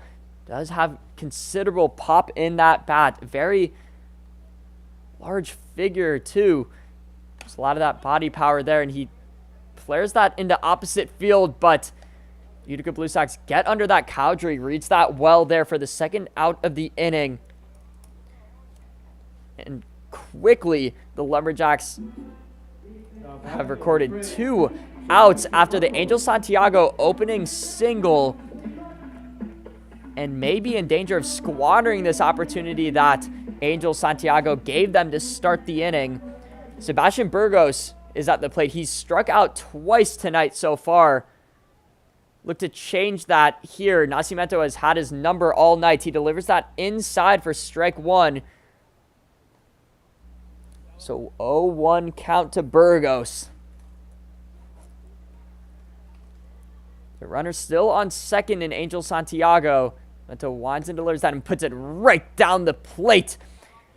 Quick 0-2 count here for Burgos. Nascimento will look to get out of this runners in scoring position situation and blank the Lumberjacks for the 7th consecutive inning. Been quite the quality start from the right-handed pitcher.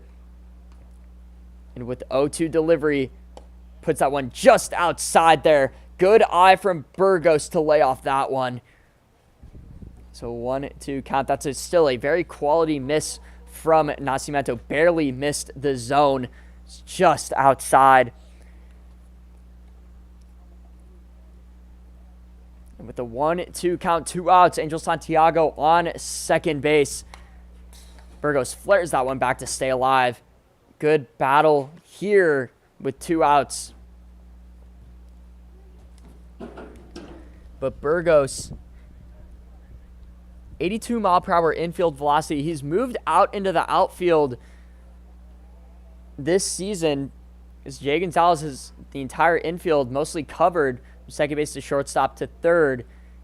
He's been very quality outfielder for the squad, given his arm ability. He has an absolute cannon out there. You can plug him into right field or left field. He's mostly been occupying left field because Mason Rismondo has been the everyday right fielder as of recent for the Lumberjacks, forcing Burgos into that left field position, but he has excellent reflexes out there.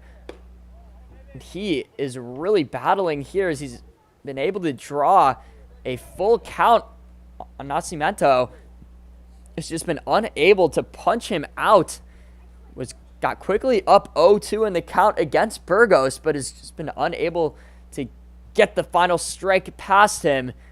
Burgos doing a nice job in an honestly do-or-die situation for the Lumberjacks. And he takes a ball high there. Excellent work there from Burgos. After 2 strikeouts earlier, he gets on base for the first time tonight. Used that plate discipline and gets rewarded for it. And that keeps the Lumberjacks alive in this inning. Can they muster anything more out of it? Alex Rodriguez will step up here. Reached on a fielder's choice in his first at-bat and then grounded out to third. And that is going to bring out one of the Utica Blue Sox assistant coaches here, Luke Schulte, who is the pitching coach there. He's a member of the Utica University coaching staff. This is his 3rd season with the Blue Sox. He trots onto the mound to calm down Nascimento. This will likely mark his last inning on the mound if he's able to punch out Alex Rodriguez. Seen his pitch count climb to over 100 this game. They're having a lengthy conversation out there. Alex Rodriguez, he has had a triple this season, put one right down the first base line in an earlier contest against Oneonta.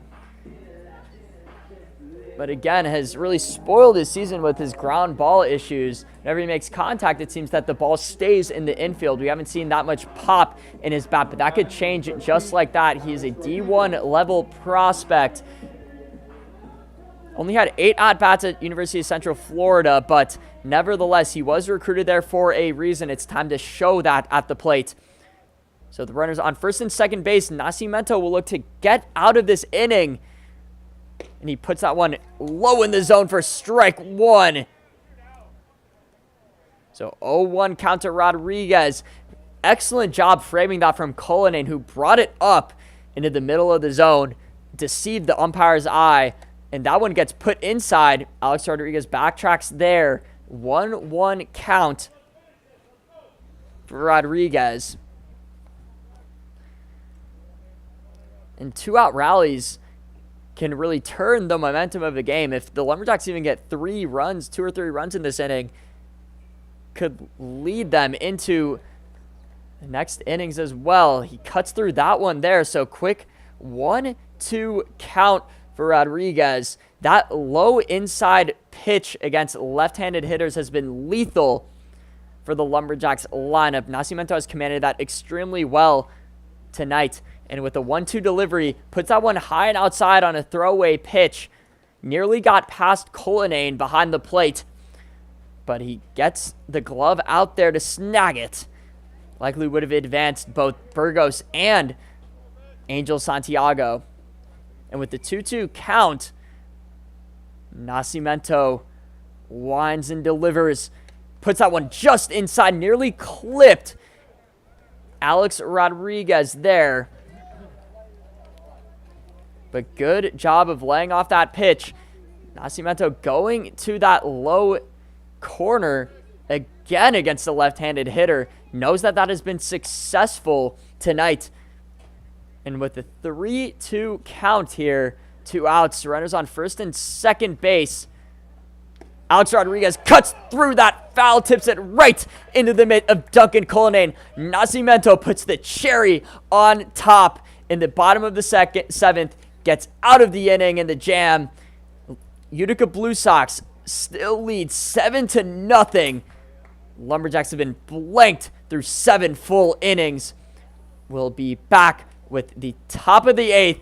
Schatz comes back onto the mound to try and complete his 4th inning. We'll be back with that.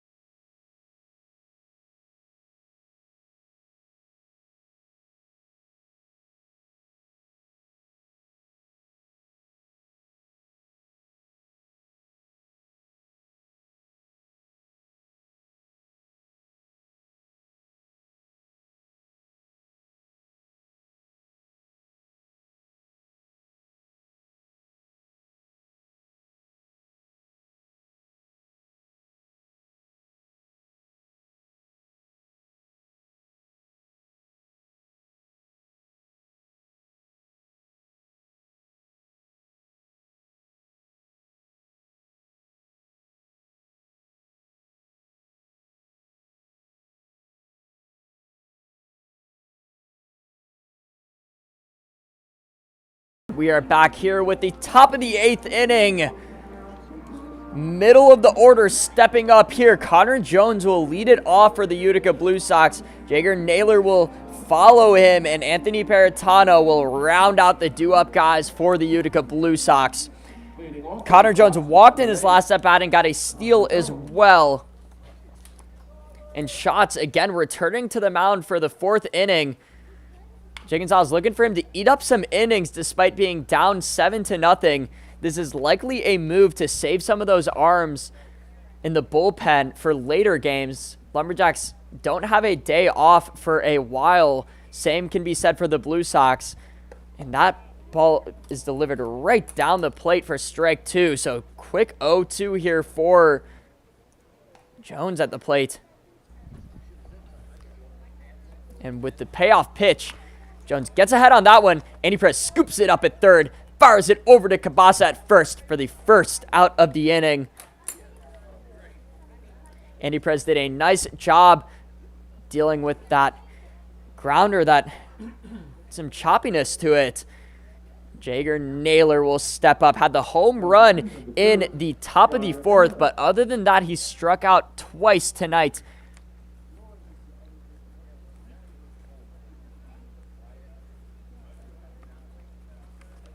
Does have boom or bust potential for the second baseman. Schatz delivers that just on the outside corner of the plate for strike 1. Put it right down the hatch. Great location there from Schatz. And with the 0-1 count, that one gets well outside. Jacob Newland doesn't even try and go for that ball there, knowing that no men are on. That one got away from Schatz. He does have some control issues, as I was saying before.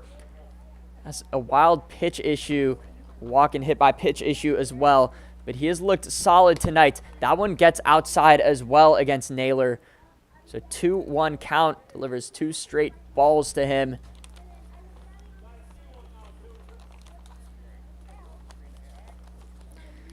And 2-1 with no men on. Delivers that on the inside there. Naylor has a hitter's count to work with.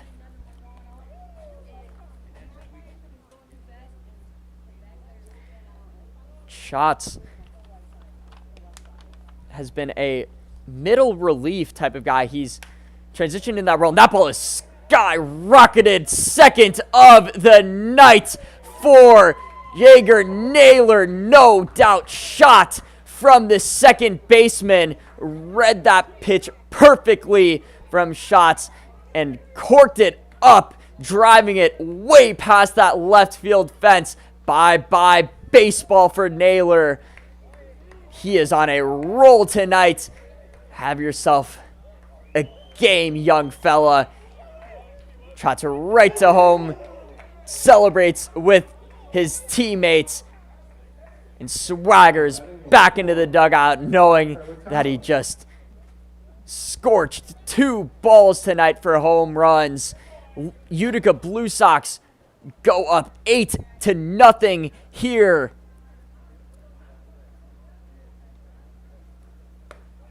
And that is delivered for a ball to open the count to Anthony Paratano. Lumberjacks must have the wind knocked out of you, especially after the second home run of the night. Not being able to plate a single run as well. It's just been a tiresome night for this squad. That is, they're going to say that hit Anthony Paratano there, and that'll walk him onto first base.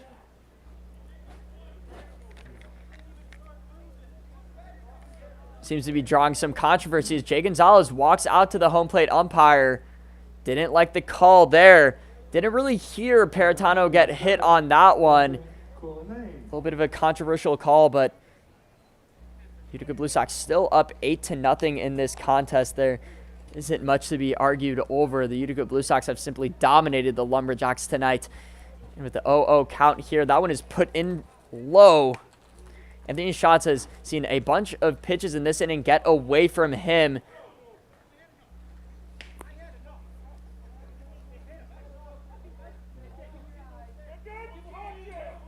And the umpire is continuing to bicker back and forth with Jay Gonzalez, who is animated over at the dugout. And he trots back over to the umpire, clearly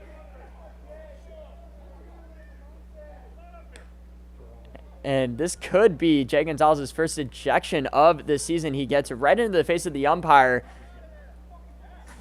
And here's some profanity from both of these guys going back and forth. Did not like that call whatsoever. Didn't look like it hit Paratano in the batter's box. Jay Gonzalez will walk back to the dugout here. It has been a frustrating night for the Lumberjacks. Jay Gonzalez is clearly not only upset with the umpire, but at his own team for the way that they've performed tonight. They've come out on a flat note, especially in the lineup. Still 1-0 count. Shots delivers that. That is put right down the third base line, but is going to track foul. Cullinane got a decent hold of that. Cullinane was able to pull a pitch right between the shortstop and third baseman in his first at-bat, or his third at-bat of the night. He lined out into a double play in his first and then reached on an error from the first baseman in his second, which was in the bottom of the fourth.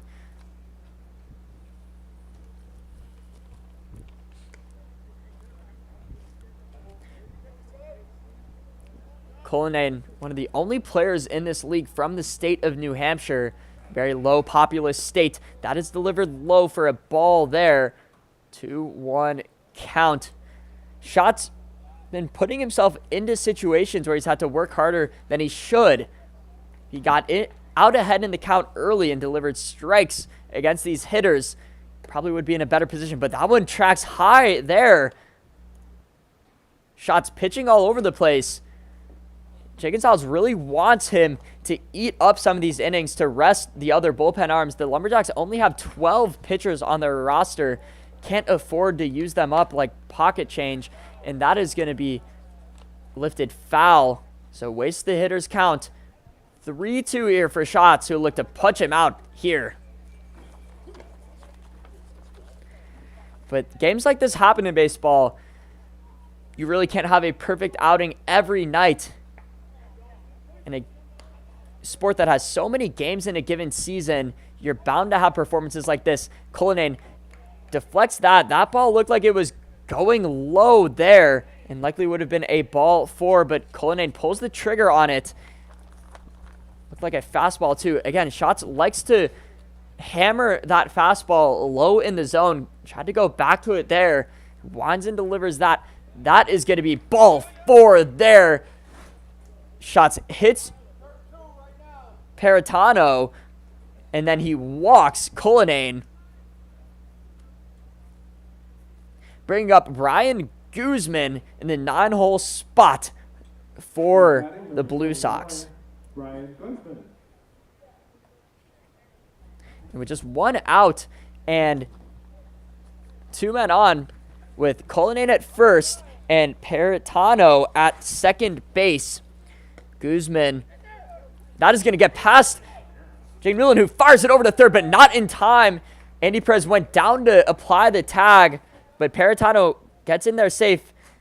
Deflected off the gear of Newland there. And it went to his right-handed side, far away from the third base bag. Peritano wisely decides to take third there. That is fired inside for a ball. So 1-1 count to Guzman in the batter's box. Guzman is a New Mexico Junior College rising sophomore from Caracas, Venezuela.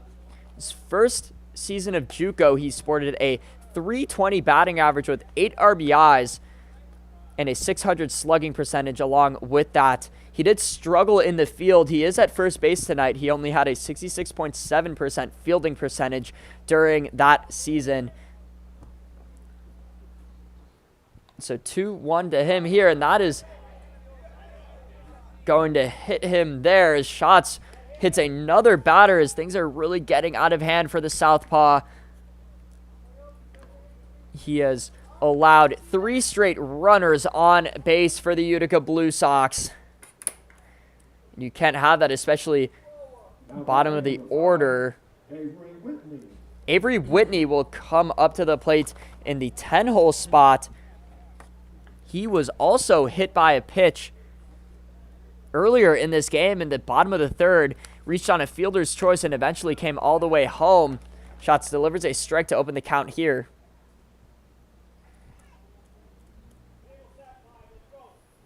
So 0-1 count. Schatz puts that one low, and that gets past Newland there. Goes back to the backstop, and that is going to plate another runner here for the Blue Sox, who take a commanding 9-0 lead in the top of the 8th, deflating the sails of the Lumberjacks, who are running a 3-game winning streak into this game. Been laid out flat tonight by their arch rival. And that is also going to allow runners to advance to second and third. So still 2 runners in scoring position for Schatz. Avery Whitney fires that into center field. Alex Rodriguez fields it. It's going to be a play at home here, but that hops off the pitcher's mound, and that is going to plate another run. Avery Whitney drives one home with a sac fly. Now batting number 1, Vincent Cowdray. And that'll bring up the top of the order here for the Utica Blue Sox, with Vincent Cowdrey coming up to the plate.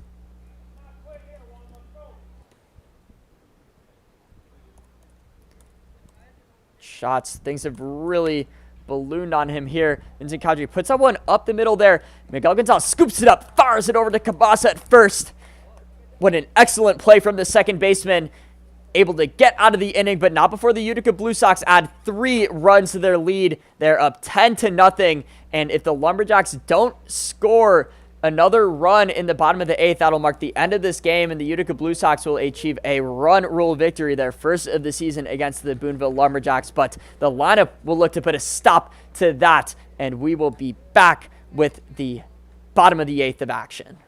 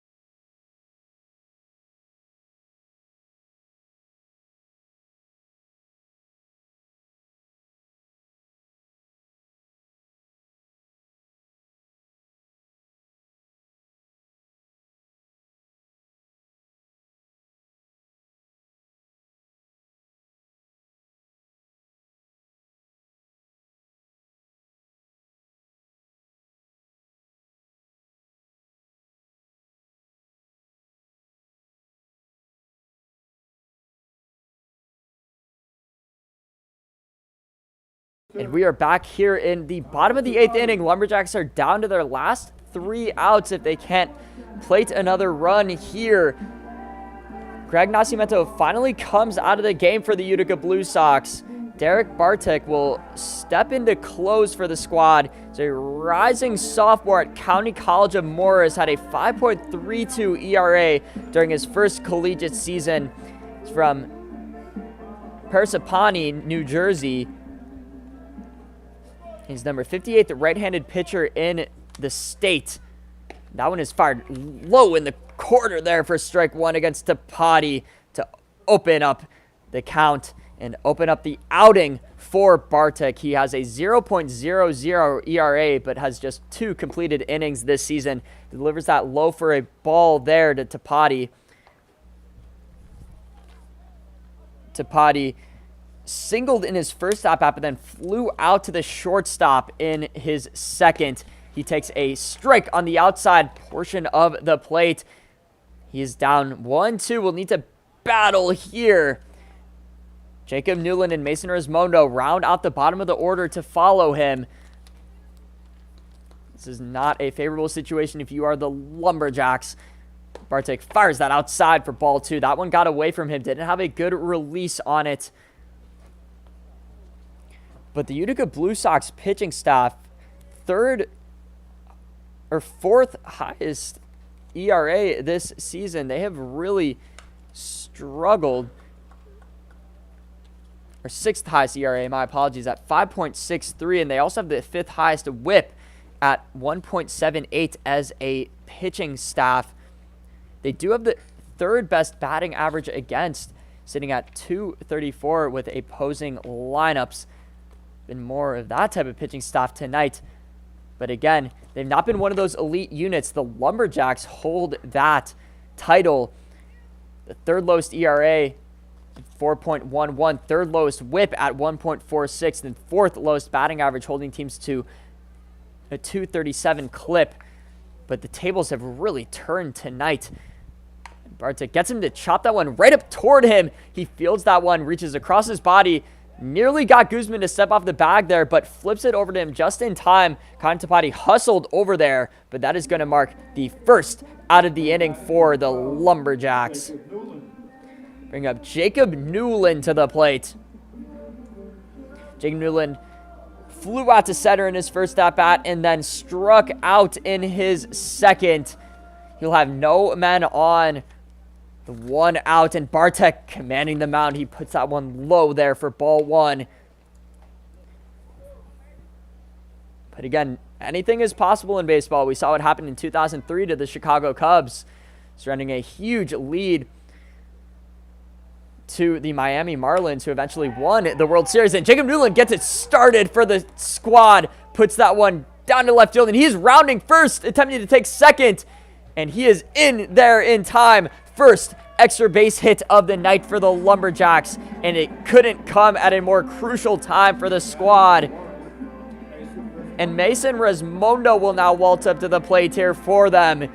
Jacob Newland corked that one up and nearly drove it into that left field gap. Ulysses cut it off, but Newland used that speed that he has to get there. Rare for a catcher like him to boast, but he's a really speedy player for them. He gets into scoring position to open it up. And Mason Resmondo, hit by a pitch in his last at-bat, will look to drive him home to keep this game alive. He flares that one back. The first pitch, being aggressive here. You got to be in this situation. 0-1 count for Resmondo. The Lumberjacks' backs against the wall. Need to get out of it here. Newland steps and maintains a healthy lead. Resmondo fires that high. That is going to land in the mitt of Vincent Cowdrey out there in right field for the second out. Mason Resmondo was well under that.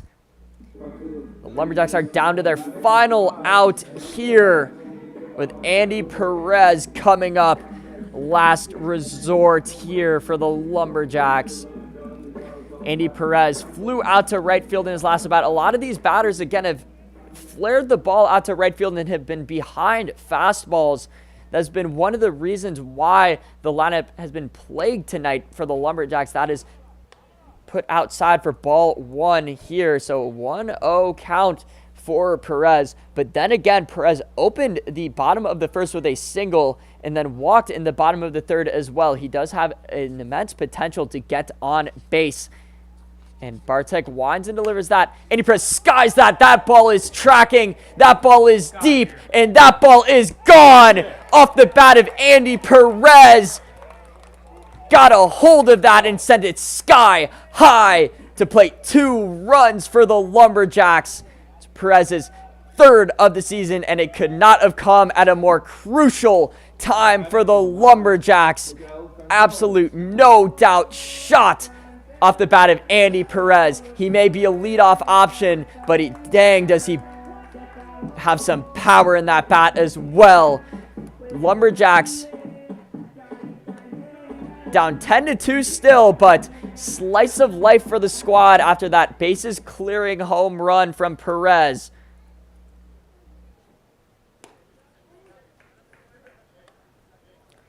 And that'll leave Miguel Gonzalez at the plate here. So Lumberjacks get 2 extra base hits in this inning to keep the game alive and get Bartek to allow his first runs of the season on the mound. Quick 1-1 count here for Gonzalez at the plate. And he nearly got hit in the head on that. Had to duck his way out of that. We've seen that multiple times from Miguel Gonzalez. Very agile player, very nimble athlete as well. He's able to evade that pitch that was going right toward his head, luckily enough. And he takes that pitch right on the inside part of the zone. Nice off speed there from Bartek. Doesn't command that same level breaking arsenal that Nascimento did, but still packs a punch. And that is put on the outside part of the zone for strike 3. Umpire rings Miguel Gonzalez up. 3rd out of the inning, but not before Andy Perez, with 2 outs and a man on second base, blasts a 2-run home run to keep the game alive for the Lumberjacks. Still down 8 runs heading into the top of the 9th. We'll be back with Will Markwood stepping up to the mound.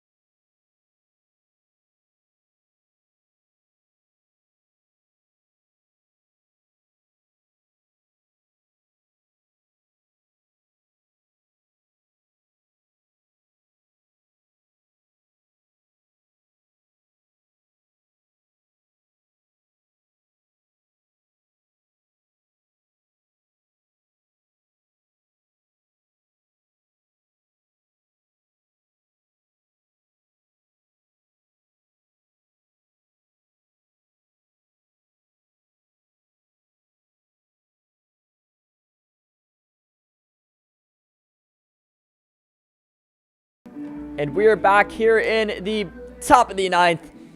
Andy Perez keeps the game alive for the Lumberjacks with that 2-run blast in the bottom of the eighth. Had 2 outs. Jacob Newland on second base. And he didn't want this game to end. He drove that ball way past the left field fence here at Hanson Aggregates Field. Lumberjacks still find themselves down 10-2, but in a rivalry matchup, especially with the 2 games that the Lumberjacks have coming up against the Utica Blue Sox, they will use anything to drive some momentum heading into those games. And a home run like that from Andy Perez could really shift the tide of a series. Even though it likely won't impact the outcome of this game, it could carry over into future games between these 2 squads. That is why you should never stop playing, even if you are down by 10 or so runs, because you never know what can lay in store for future contests if you can build some momentum late in games. It really does carry over into the next contests. Lumberjacks again will face the Utica Blue Sox tomorrow at Murnane Field, and then follow that up on Sunday against them at Murnane Field again. So series that is heavily in favor of the Blue Sox, given that it is at their home turf, but it is just 45 minutes away from Boonville. That is delivered for a strike from Will Markwood to open up his outing. Shots got through 4 innings, but allowed 6 runs. Started off his outing very well. First 2 innings saw him blank the Utica Blue Sox lineup, but struggled toward the tail end of that. So 1-1 count here for Turchi at the plate. And he lifts that one into left center field. Sebastian Burgos able to read it and get under it for the first out of the inning. That'll bring up Xavier Smith, Now batting number 10, Xavier Smith. who had a double in his last at-bat, which plated 2 runs, drove it way past Alex Rodriguez in center field, squared the ball up well. Smith does not have a home run this season, but he does pack a lot of power in that bat. It's his 5th double of the season. He also has a triple as well, so it ups his extra base count. And he gets a good handle on that. That is tracking in the left center field, but Alex Rodriguez gets under it. 2 straight flyouts for the Utica Blue Sox to open the inning, and they are down to 1 out here. Bringing up Ryan Ulysses, who also had a double earlier in this game. He's flown out in his 3 other at-bats. But he looked to kickstart something to allow the Utica Blue Sox to continue to build their lead. Will Markwood delivers a pitch right past Ulysses there. So 0-1 count, 2 outs, and no men on. Markwood delivers that right on the inside corner of the plate for strike 2. Place where Ulysses couldn't barrel it up, put it right in that perfect spot. 0-2 count here on Ulysses. Markwood winds and delivers. Nearly got him out there, but Ulysses had other plans, got a piece of it, and drove it back to the backstop.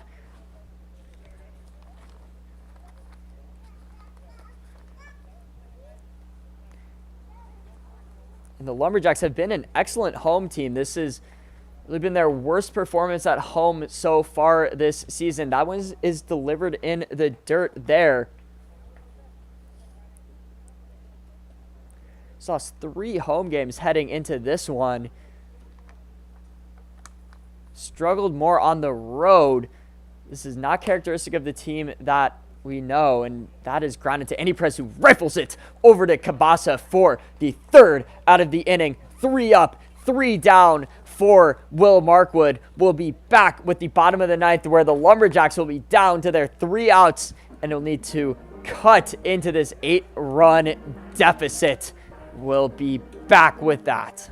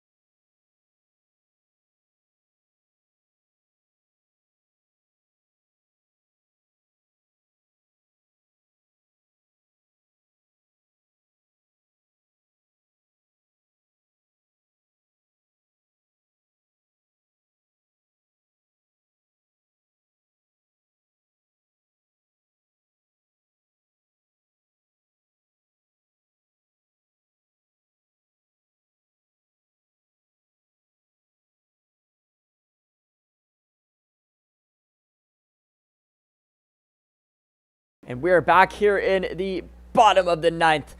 Utica Blue Sox up 10-2. And they'll have a chance to close out this game. Derek Bartek will be back on the mound. Allowed that 2-run home run to Andy Perez with 2 outs in the bottom of the 8th. He will look to still close out this game for the Utica Blue Sox, but Angel Perez will have to change that in the batter's box. He will open the inning for the Lumberjacks.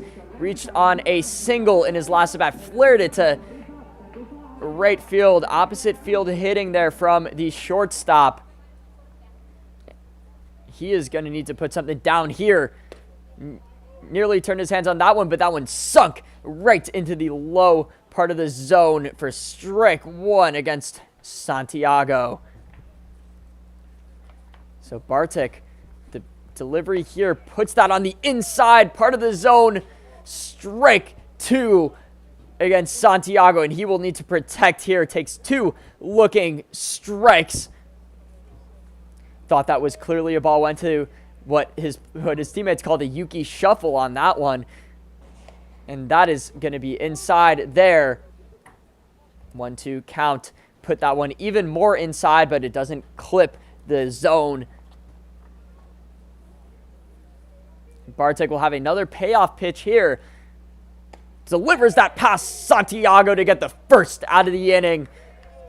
Bartek put it a little high in the zone and got Angel Santiago to cut under it for the first out of the inning. That'll bring up Carter McKay to the plate. He has struck out in 2 straight at-bats.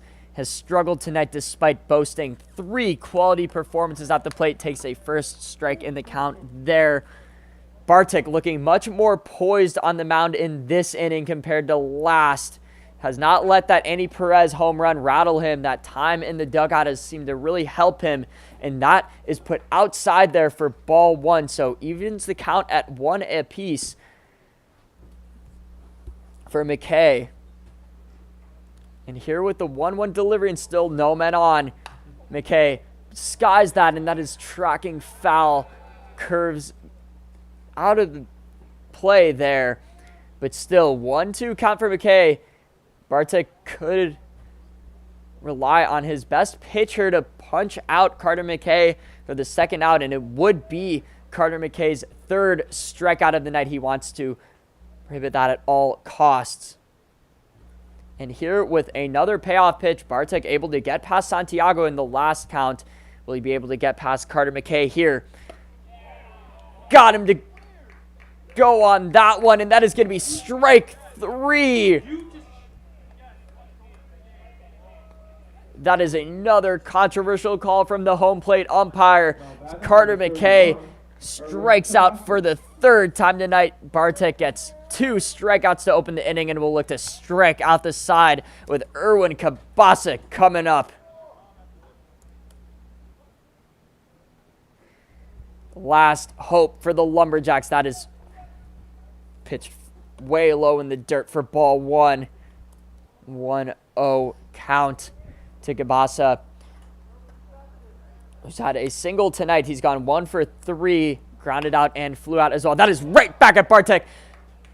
Goes across his body, reaches out his mitt, and walks over to first for the 3rd out. And that is going to mark the end of the game for the Utica Blue Sox. They get the job done here, handle their rival with ease here at Hanson Aggregates Field. Other than the 2-run blast from Andy Perez, Lumberjacks unable to plate any runs. Utica Blue Sox move to 11-13-1, whereas the Boonville Lumberjacks fall to 17-11-1. It's their first loss in this 4-game span. And in this series, the Utica Blue Sox and the Boonville Lumberjacks have each split a game. Lumberjacks won the first game of this series, and the Utica Blue Sox won tonight. We'll be back Saturday against the Sartee Stallions here at Hanson Aggregates Field But for now, this is Grant Walters on the call signing off. Thank you again for listening, and we'll catch you Saturday.